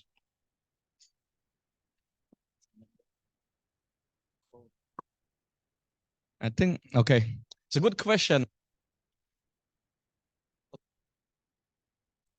Not enforce, anybody who we encourage you to participate in the mob. As I said that, we open the door for joining the mobility within the ASEAN AIMS program, also the Erasmus. And I think that the Swaring University has an opportunity because you work with the Erasmus project. So I think program you can have this kind of the connection with the party. Yeah, and also I think Swaring University also has a partner with other university, other body as well. But of course, from the policy decision maker, of course, we support both the university, public and private, to build their capacity in order to to join this kind of the mobility. But of course, I think you have to strengthen, your own quality regarding to the academic programs and also the IQA. So I think this is the starting point. As within the Maria presentation, you can see the two keywords, transparency and the accountability of the assessment. So we are talking about the accountability. Start from, for example, like you are a lecturer, so it's your accountability. You're accountable to your student. You have to teach your student based on that the expected learning outcome that you already set within your university. And of course, your university strategy or plan must be along with that the government and also the ministry at the national level. So I think that is the point. So start from you. So these two keywords, accountability and the transparency. But of course, when we are discussed here, as Maria mentioned here, the student workload. So I think this is another guideline. So I think that the framework that can support the university, because if you are design it well, and then the student workload can impact to the teacher workload. And when the combination of the student workload and the lecturer workloads, and then you can see that the quality is over there. See, and then when you have the quality, don't worry about the mobility. They will come to you, in terms of that the outbound student. Yeah. So that is the point. Thank you. And frankly, we are support you if you need.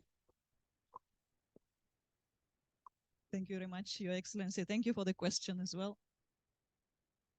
I think we have one more there.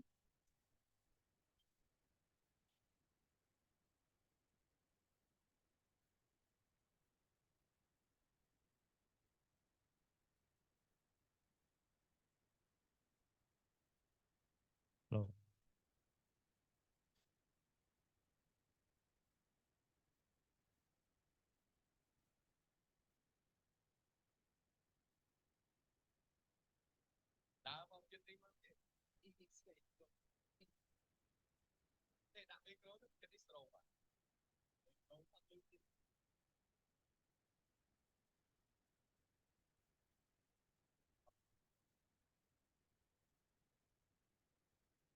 Good afternoon.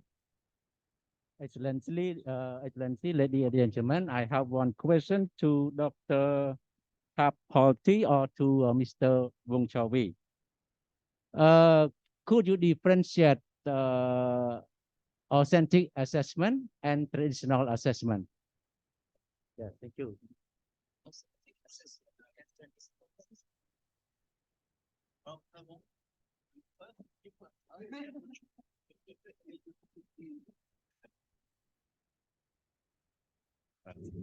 Okay, thank you very much for your very interesting question before the lunch. For authentic assessment, we don't just require students to do things in class to mark as a traditional way. For example, quizzes, midterm, assignment, presentation. Not only that, even in class, we can introduce authentic assessment by use of case study, or maybe student can do something as a real case, and then they discuss in class. They bring the real case outside the class and to discuss in the class. But the assessment must be prepared differently from summative assessment. Assessment, something like you do the exit exam or you do the final exam, you put the question or you put the multiple choice question and then student just answer. It beyond than that, so it need more workload for students. For traditional way of teaching, I mean that we teach students have to attend. For example, today we have to meet student 2.5 hours, and then student have to come to class for 2.5 hours. After that, say goodbye, and next week another 2.5 hours, and then of course student can do homework and so on. So that is more traditional. We want our student to explore more than that. Then they have to generate their knowledge by themselves, and then it needs more work for student. Of course, teacher also more work. Yeah, thank you. Okay, so I would add that a traditional work, which mainly a student just believe that they just pass the paperwork and memory based, and modern ones, we can say that a student have to produce the outcome or the product of their study, not only knowing the series, and then they just think about like they study for 4 years, but you make their future for 3 days and you can decide whether they are competent or not. So they should have, or we should encourage them to produce any result from their study. For example, the product, the experiment, or the field work, which they find out from the community, and then they present. We just change their mind from not only the student, but the teacher as well, not only from the exam papers, but what about the other activity, for example, internship, that they learn a lot from the community, field work or research, then they can produce those outcomes. And then we can change those way of thinking and move from traditional to the modern ones. Okay, that's what my answer. Thank you. Thank you. I think we have received one question from online, and I think this is the last question. So please, I would like you to respond briefly. Yeah, the question from the last person. How can you have our students in ASEAN country have equal education quality? Because the questioner did not raise up to any specific speaker, so could you please, Maria, can you assign? How can we have our students in Asian country have equal education quality? So the question to me, to everyone. Excellency, would you? I'm going to go. Yes. Okay, thank you, sir. Okay, so we can promote not only as ASEAN, but we promote from our university first. Okay, because ASEAN it moves forward, and we have to check where we are and what they are learning over there, and we have to help our students from our university, and we encourage them to involve with learning outcome with the programs designed to align with our national qualification framework. So that one was my suggestion. And if we want to compare to them, we have to do something from ourselves first. Thank you. So Excellency, mọi người would you like to add some? Yeah. I would like to know who asked this question. Adina, they identify there because easy to respond, you know. Yeah. But no, I think this is friendly communication, you know. Yeah. If I don't know your background, how can I respond? Yes, the questioner Hong Kim Chon. From? He didn't mention where he's from. Hong Kim Chiang? Hong Kim Chon. No, Hong Kim Chiang, right? From Kampong Speu. If Hong Kim Chiang, yeah, from Kampong Speu Institute of Technology. Okay, I think as Chobi already mentioned, but of course, when you use the word equal, or equality, I think it's hard to be there, you know. But you can benchmark, you know, from one system to through this qualification. You know, if at that the Cambodia, we have Cambodia framework, and within the ASEAN, we have that the ASEAN qualification reference framework that we work on that, and also within the big picture, within the ASEAN now we are working with the ASEAN +3, so with China, Japan, and Korea. So and then this we have to benchmark, with the qualification framework of each country, so we can benchmark what is the quality of each level. But of course, I think we can have this kind of the framework, that the common framework, for example, like in the curriculum development framework. So which one that you adopted? For example, like so-called that education, outcome-based education, and also what kind of that is the teaching methodology or the pedagogy that you apply, and then the assessment. And I think there's a lot of, we need to have the framework up there, and then we can benchmark through that the framework, but in terms of the quality level, but into the detail, I think you will learn more from this workshop, especially linked to the authentic assessment. But of course, I think we have never discussed among us, or we discussed but not in the detail or in depth in terms of the student workload. When you are designing the curriculum and you said that, the requirement for the bachelor degree is 120 credits hours of 100 credits. But when we are talking here in Cambodia about the credit system, this is only the contact hours. 1 credit hour equal 15, 1 credit equal 15 hours. But this is only for this contact hour.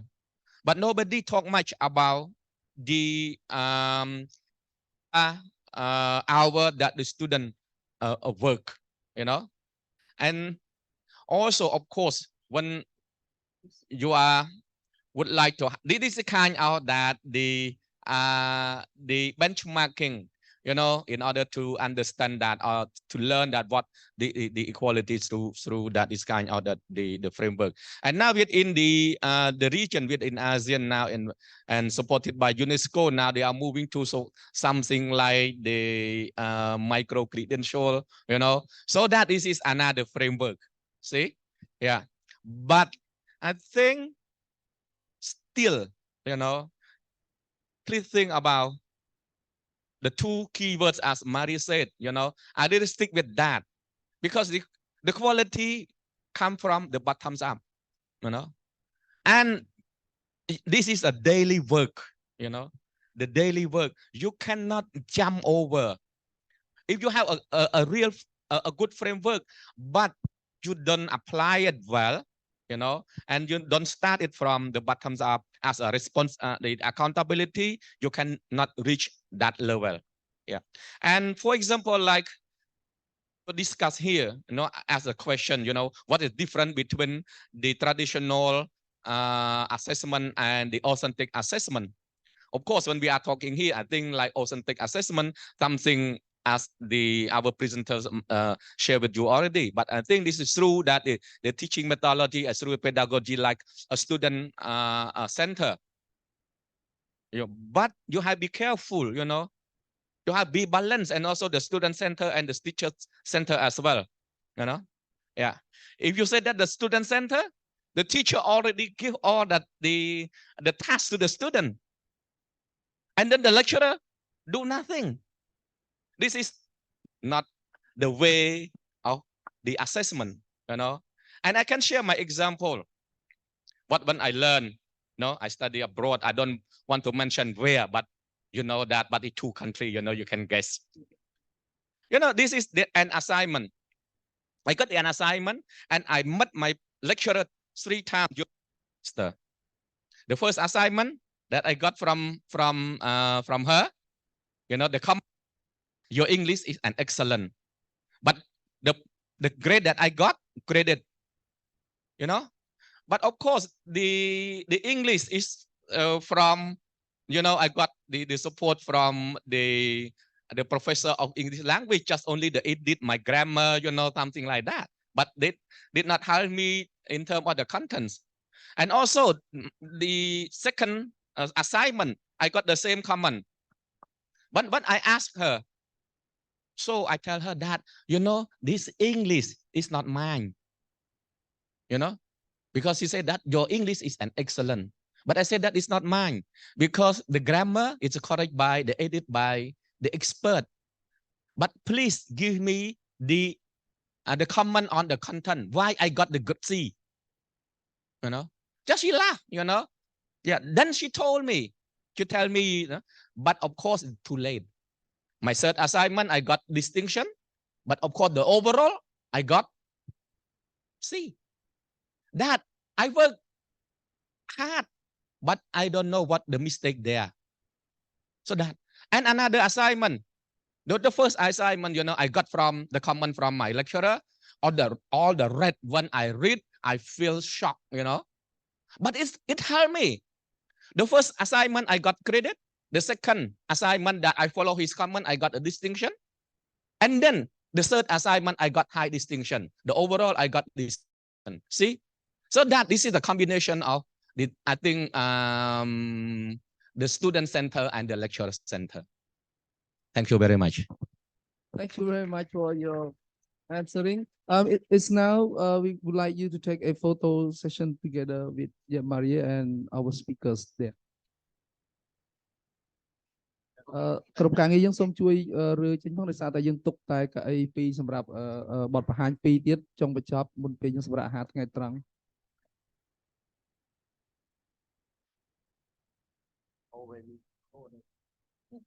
បាទក៏សូមអធិស្ឋានផងដែរដោយសារតែបទបង្ហាញគួរឲ្យចាប់អារម្មណ៍ជាច្រើនអញ្ចឹងទៅយើងបន្តរហូតមានសំណួរចម្លើយទៅគួរឲ្យតាក់ទាញយ៉ាងខ្លាំងផងដែរអញ្ចឹងទៅយើងក៏ពជារហូតទៅដល់ពេលនេះបាទអញ្ចឹងនៅសល់បទបង្ហាញពីរទៀតបាទសូមថ្លែងអំណរគុណបាទ So Maria, you will be staying there for one more session. Yeah, thank you very much for all. សូមរំសាយ So next, I would like to invite Mr. Hapsokchimnan and Mr. Singh Ramo, representative of the employer in Sweden.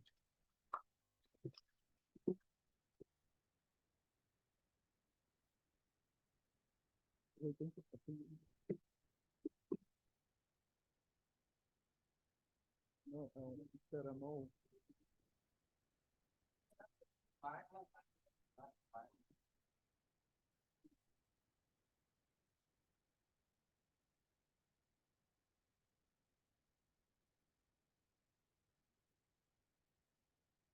Yes, let move fast, and I'm sorry to keep you two here at the last as a presentation. Yeah, and please keep it short. Thank you. Yeah. So Mr. Hapsokchimnan, is currently work as an acting dean of the faculties of Art, Humanities, and Foreign Languages at Sweden University, and he's now an education PhD candidate at the Education University of Hong Kong. So please welcome Mr. Hapsokchimnan.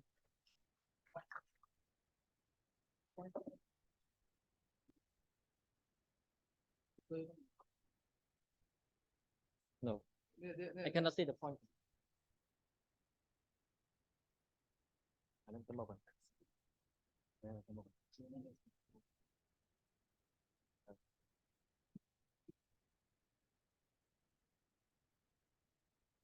It doesn't work. Yeah, it works.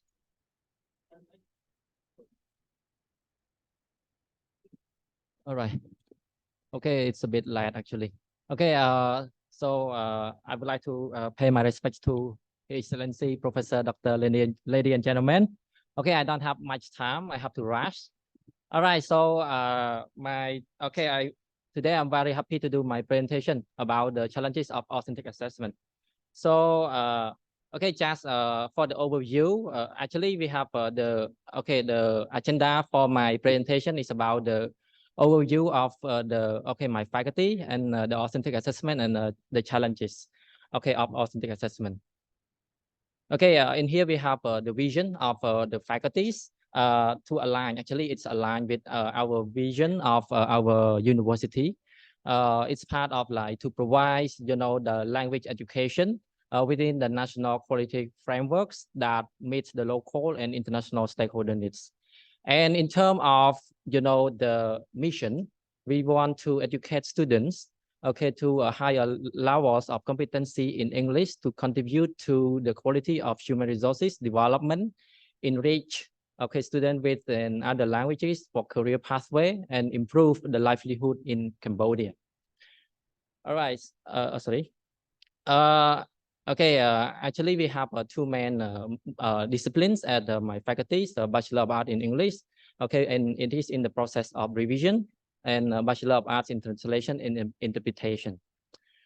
Actually, for the authentic assessment, it is in all three. Dr. Maria already explained us very detailed. But for me, I just want to take some attention on the authentic assessment. Actually, the authentic assessment is kind of the form of evaluation that we focus mainly on, like, to assess student, okay, knowledge, skills, and competency in the real world context. So we want to, assess the student and then to involve student in the real world situation. And the main aim of the authentic assessment is about like to assess students' ability to think critically, solve the problem, communicate effectively, and apply their learning in the practical situations. So I have some of the examples of the authentic assessment. We have like a performance-based assessment. We have portfolios. I think maybe some of you have learned about portfolios. We have a field work or internship, research project, design projects, and also okay, and these are the example of the authentic assessments. And okay, talk about the authentic assessment that we have applied at our university for my faculties. So in here, for example, we have a teaching practicum. Actually, teaching practicum is a kind of one of the example of authentic assessment that we after the student have learned their theories, okay, in the class, and then they go to the real classroom. So it's we provide them the opportunity, to demonstrate their pedagogical skills, classroom management ability, and their ability to adapt and respond to the needs of the diverse learners. Okay, you can see an example here. The student they go to teach, at the high school. Yeah. And in terms of portfolios, we have the practicum book. During after the teaching practicum, they are required to produce a portfolio. So in the portfolio, we have some kind of checklist that they have prepared from the, the beginning of, we have actually we have set, the period of time around 6 weeks. Okay, from the beginning until the end, they have to compile, okay, a collection of, the checklist that we require to, to compile together. Okay, and another example is a role play. Okay, we, in some courses, especially like literature studies, they learn some kind of like the stories, and then they are required to do some kind of role plays. Okay, with assigned with some like to be characters in the the stories, for example, and project-based learning. Actually, we also use a project-based learning at our, faculty, especially like we ask students to do some kind of, produce what we call interactive posters that they need to conduct research, work as a team together. At the end, they can produce the poster that, they can scan the QR code and can see the video that they, present in each point that the teacher assigned. Actually, regarding the project-based learning, the students have been given, clear instruction, what they're gonna do, okay, what kind of rubric that we can assess them, for example. Okay, and some kind of challenges. Actually, we have many kind of challenges of to use the authentic assessment to promote student mobility. In fact, as His Excellency Mok Ngoy have mentioned, okay, only 5 selected universities that have joint aims. We have student mobility, but not Swiring University. But Swiring University will join in the future as well. And as the academic staff, I can see some kind of challenges. For example, like the standardization. So we don't have a clear standardized. It's to have a clear, standardized criteria to assess student authentic assessment and recognition and transferability, resource and infrastructures, assessment expertise. We do not have enough, and the time constraint. And in terms of the promote the challenges of authentic assessment to promote degree recognition, I can see like also in terms of the standardization, reliability and validity of the assessment, equity and inclusivity, and the faculty training and support. Yeah, in terms of authentic assessment to promote the internationalization. This is some kind of challenges regarding the cultural and linguistic diversity, bias and cultural relevance, transferability of skills, assessment logistic and infrastructure, recognition and comparability of credentials. The last point is about the challenges of authentic assessment to promote industry-ready graduates. So it's some kind of the challenge that we have to, about the alignment. How to align the industry expectation. The term and resources constraint, faculty and training, expertise and training, assessment and soft skill. And the last one is about employers' recognition and acceptance of what we have done. Actually, for like something assessment is about like we want the student to expose themselves in the real world situation. For example, like in terms of STEM education, we can send our students to get internship, at the industry. So it's kind of the real, something that prepare them for the workplace. So we need to have a clear idea. We have to have a clear, we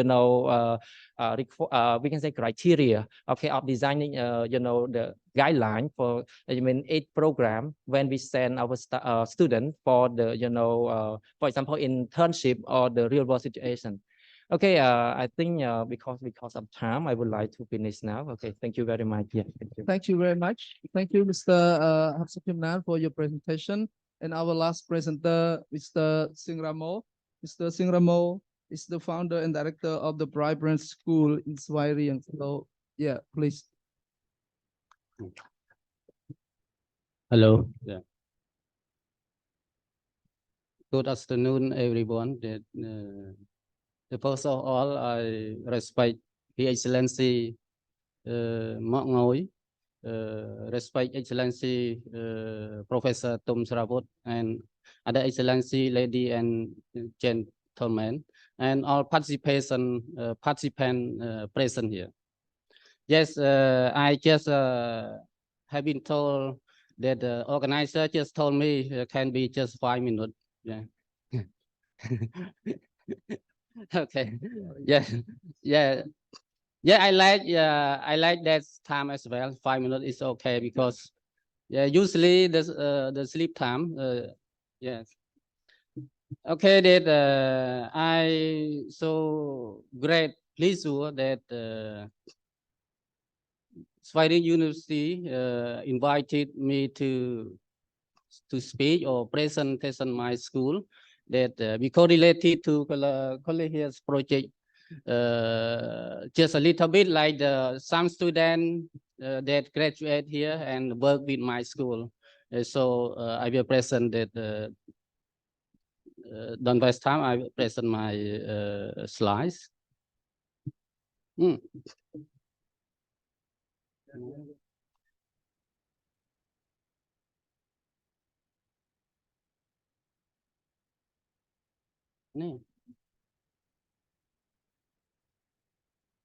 Mana bắt slide năng em đôi bạn mà slide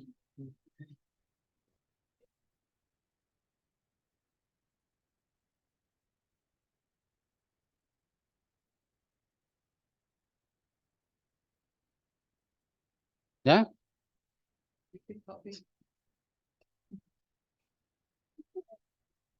Yes, so I would like to present my school, that my school name, Private School. Yeah, Private School. Yeah, the location is in Swiring, Trangbal village, Sangkat, Kaitabai, Swiring province. And we have this start totally around, not around 23 stars. And we have among 23, we have 15 students or 15 graduated from university, from Fighting University. Among 15 that 7 students graduated and or they are starting year 3 or year 4, something that they are from the faculty of English. Yeah. And my school that my school just registered from recognized from Ministry of Education last year in the September of 2022. Yeah, and this is the document that recognized from the Ministry of Education. And my school just like the 3 program. One program is general education from from kindergarten to the grade 6, and had a plan in future that we will ask or submit or ask a license from the Ministry of Education, open the secondary school or high school, something like that. Yeah. Yeah, I think about the student that have in my school that just open or just started more than two years, and the student about 309 students, yeah, that are studying in our school, and the number of classroom in my school is 11. Yes, 11 classrooms. All teachers who graduated and had experience in teaching. All the facility are modern. It is equipped with air conditioner and close recruit camera in all the classrooms for monitoring students' learning and teachers' teachings. One room is limited to only 15 to 25 students.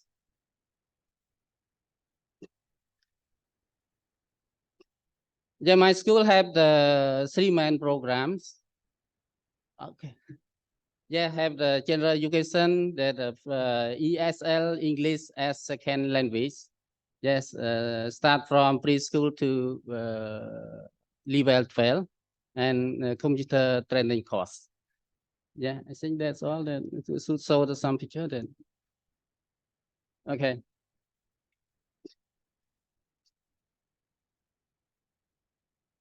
I think we not need the necessary to show the vision then. Thank you. Yes. Yes, thank you very much. Thank you.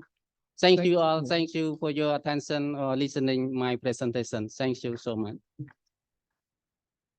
Okay, now it's time for question and answer. So please, we would like to accept 2 questions. I'm sorry for because the time constraint.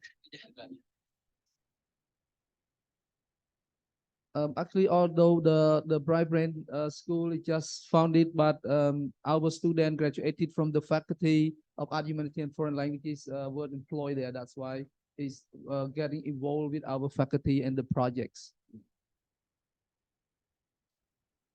Any question, please?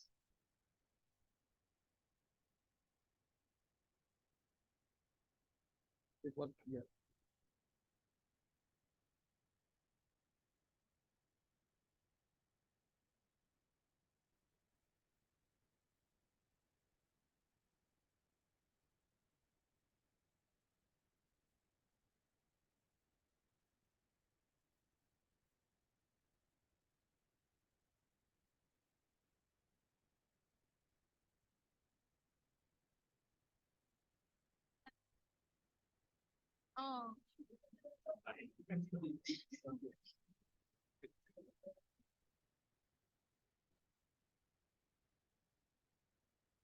Okay, thank you very much. My name is Sokir. I'm from ITC.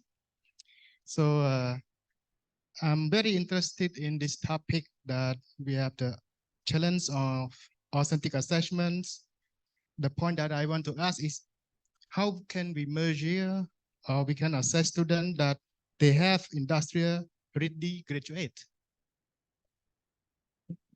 Yes, how can you assess student for industry ready for student industry ready graduate?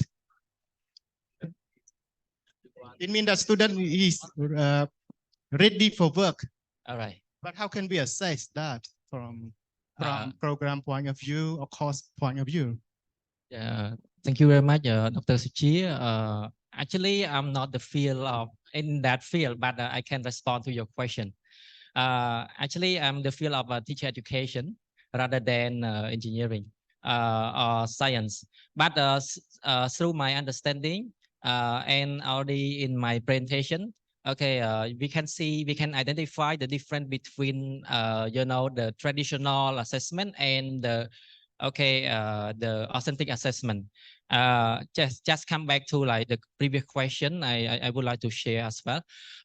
If we talk about the the authentic assessment, it's something about like we prepare students for workplace. So we we try to provide them the opportunity to involve in the real world situation. Yeah. And okay, different from the traditional assessment, it's like the paper based, like taking the exam and then they can decide pass fail or pass. But now in the 21st centuries, so we need to introduce the the new way of assessment, especially like for example authentic assessment, and I talk about the internship.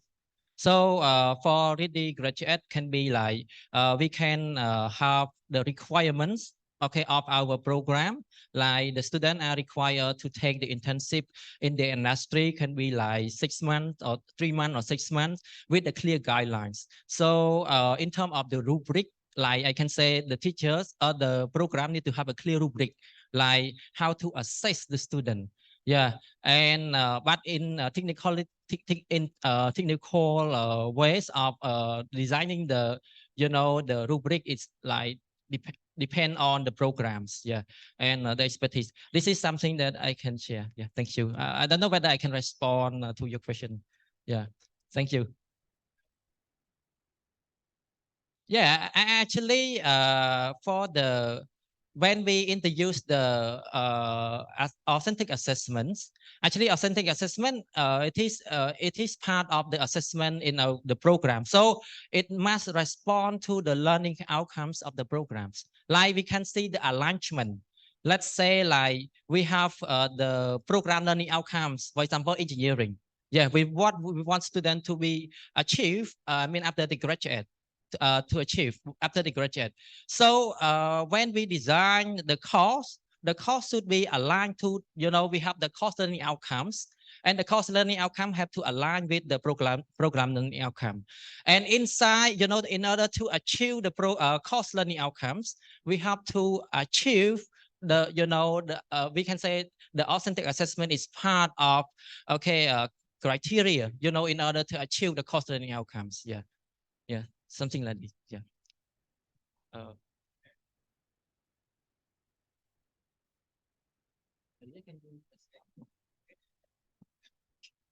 No, I can only add to it that when we're talking about the industry-ready graduates, in a way, authentic assessment is the only solution we have. Because if our assessment is non-authentic, there is no way we're going to know where our graduates are industry-ready or not. Okay. Then if you want to go step by step, the first question is, what do you mean by an industry-ready graduate? Who has to be asked in order to get a response? Probably academics have some ideas about what industry-ready is, but the industry will also have an idea. and the graduates will have an idea. So it's the employers and the graduates who have to be consulted in order to determine what industry ready is. And again, it's linked completely to the idea of authentic assessment, because in order to make authentic assessment, you need to be clear about the criteria which you need, your learner, your student needs to meet in order to say, okay, they have achieved the learning outcomes. So you start with defining very, very clearly what industry ready means, or what a particular learning outcome at the program level means, or what a particular competence means. Because you say, oh, we would like our students to be more entrepreneurial or more creative. But what does it mean? Who can help us to construct the response? Yeah, because that's why we keep, I mean, I think you have heard many times already today, the reference to the rubric. The rubric is a way for us to give a response to a complex question. Yeah, we need a complex response. We need to break it down into things which both our teachers and our students can understand, because it's a dialogue. In authentic assessment, it's not one voice which is giving us the truth. It's the academics who are saying, it's informed by the industry, the employers, and the graduates. The students should be also part of the process. The students should understand why they're learning this and how they can judge, because that's why we're mentioning the independent learners, how they can judge whether they're moving there or not. Again, the question which you asked is really pertinent and probably the key question here, but the answer is a process, okay? So we have to move there, starting with making clear what we want to achieve, and then how we can see where we're moving in this direction, whether our learning and teaching activities are helping, and what assessment tasks can best allow our students and our teachers to see how our students are progressing towards these aims. Okay. But I think we will discuss more in the afternoon sessions and tomorrow. Yeah. Hello. Okay, I think. Hello, one. Okay, I would like to add something to Dr. Yeah, the one from ITC about authentic assessment. And the speaker told you already about the authentic assessment, but the speaker focused on assessment task, not assessment tool. So what we want both assessment task and assessment tool. Okay, so for the assessment tool, we have to design rubric, and rubric must be aligned with learning objective or learning outcome of the assignment. For example, you talk about internship. So what the outcome of your internship? And you have to design your rubric based on your internship, not based on the PLO to be, okay? Because the learning outcome, learning objective, you have to align with the PLO, you have to align with the CLO, okay? So that you align rubric, design rubric based on the learning outcome, learning objective of the assignment or internship. Thank you. All right, I think it's time and we end the sessions today. I'm sorry to remind you that because time is delayed, that's why we have lunch break from 1:20 and we will be back in exactly 1 hour. So at 2:20. So for the afternoon, we have the breakout room session, 2 breakout rooms. So one in building D is about the civil engineering with a speaker, Dr. Witit Pensuks and Dr. Noha Zilan. And in building C, we have 2 speakers, Dr. Hamdan Said, Dr. Burapak and Matripon, and a student presenting about workload and assessment and student mobility. So please, for participant online as well, you have to come back exactly at 2:20 and scan the QR code at the end of the afternoon session in order you can receive the certificate of the appreciation from our. And thank you very much. So, and for participants here, we have prepared lunch at the back for you. Yeah, thank you very much for this. Thank you.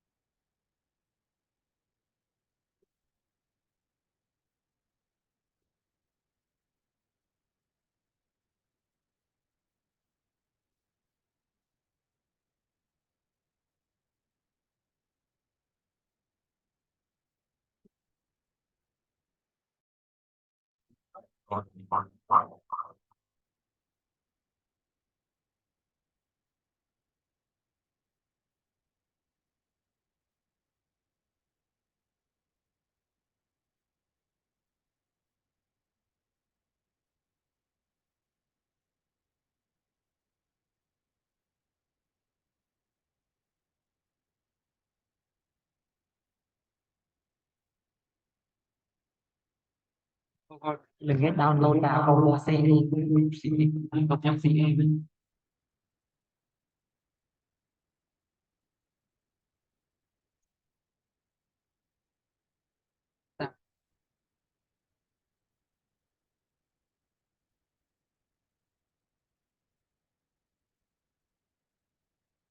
จะใส่สลับ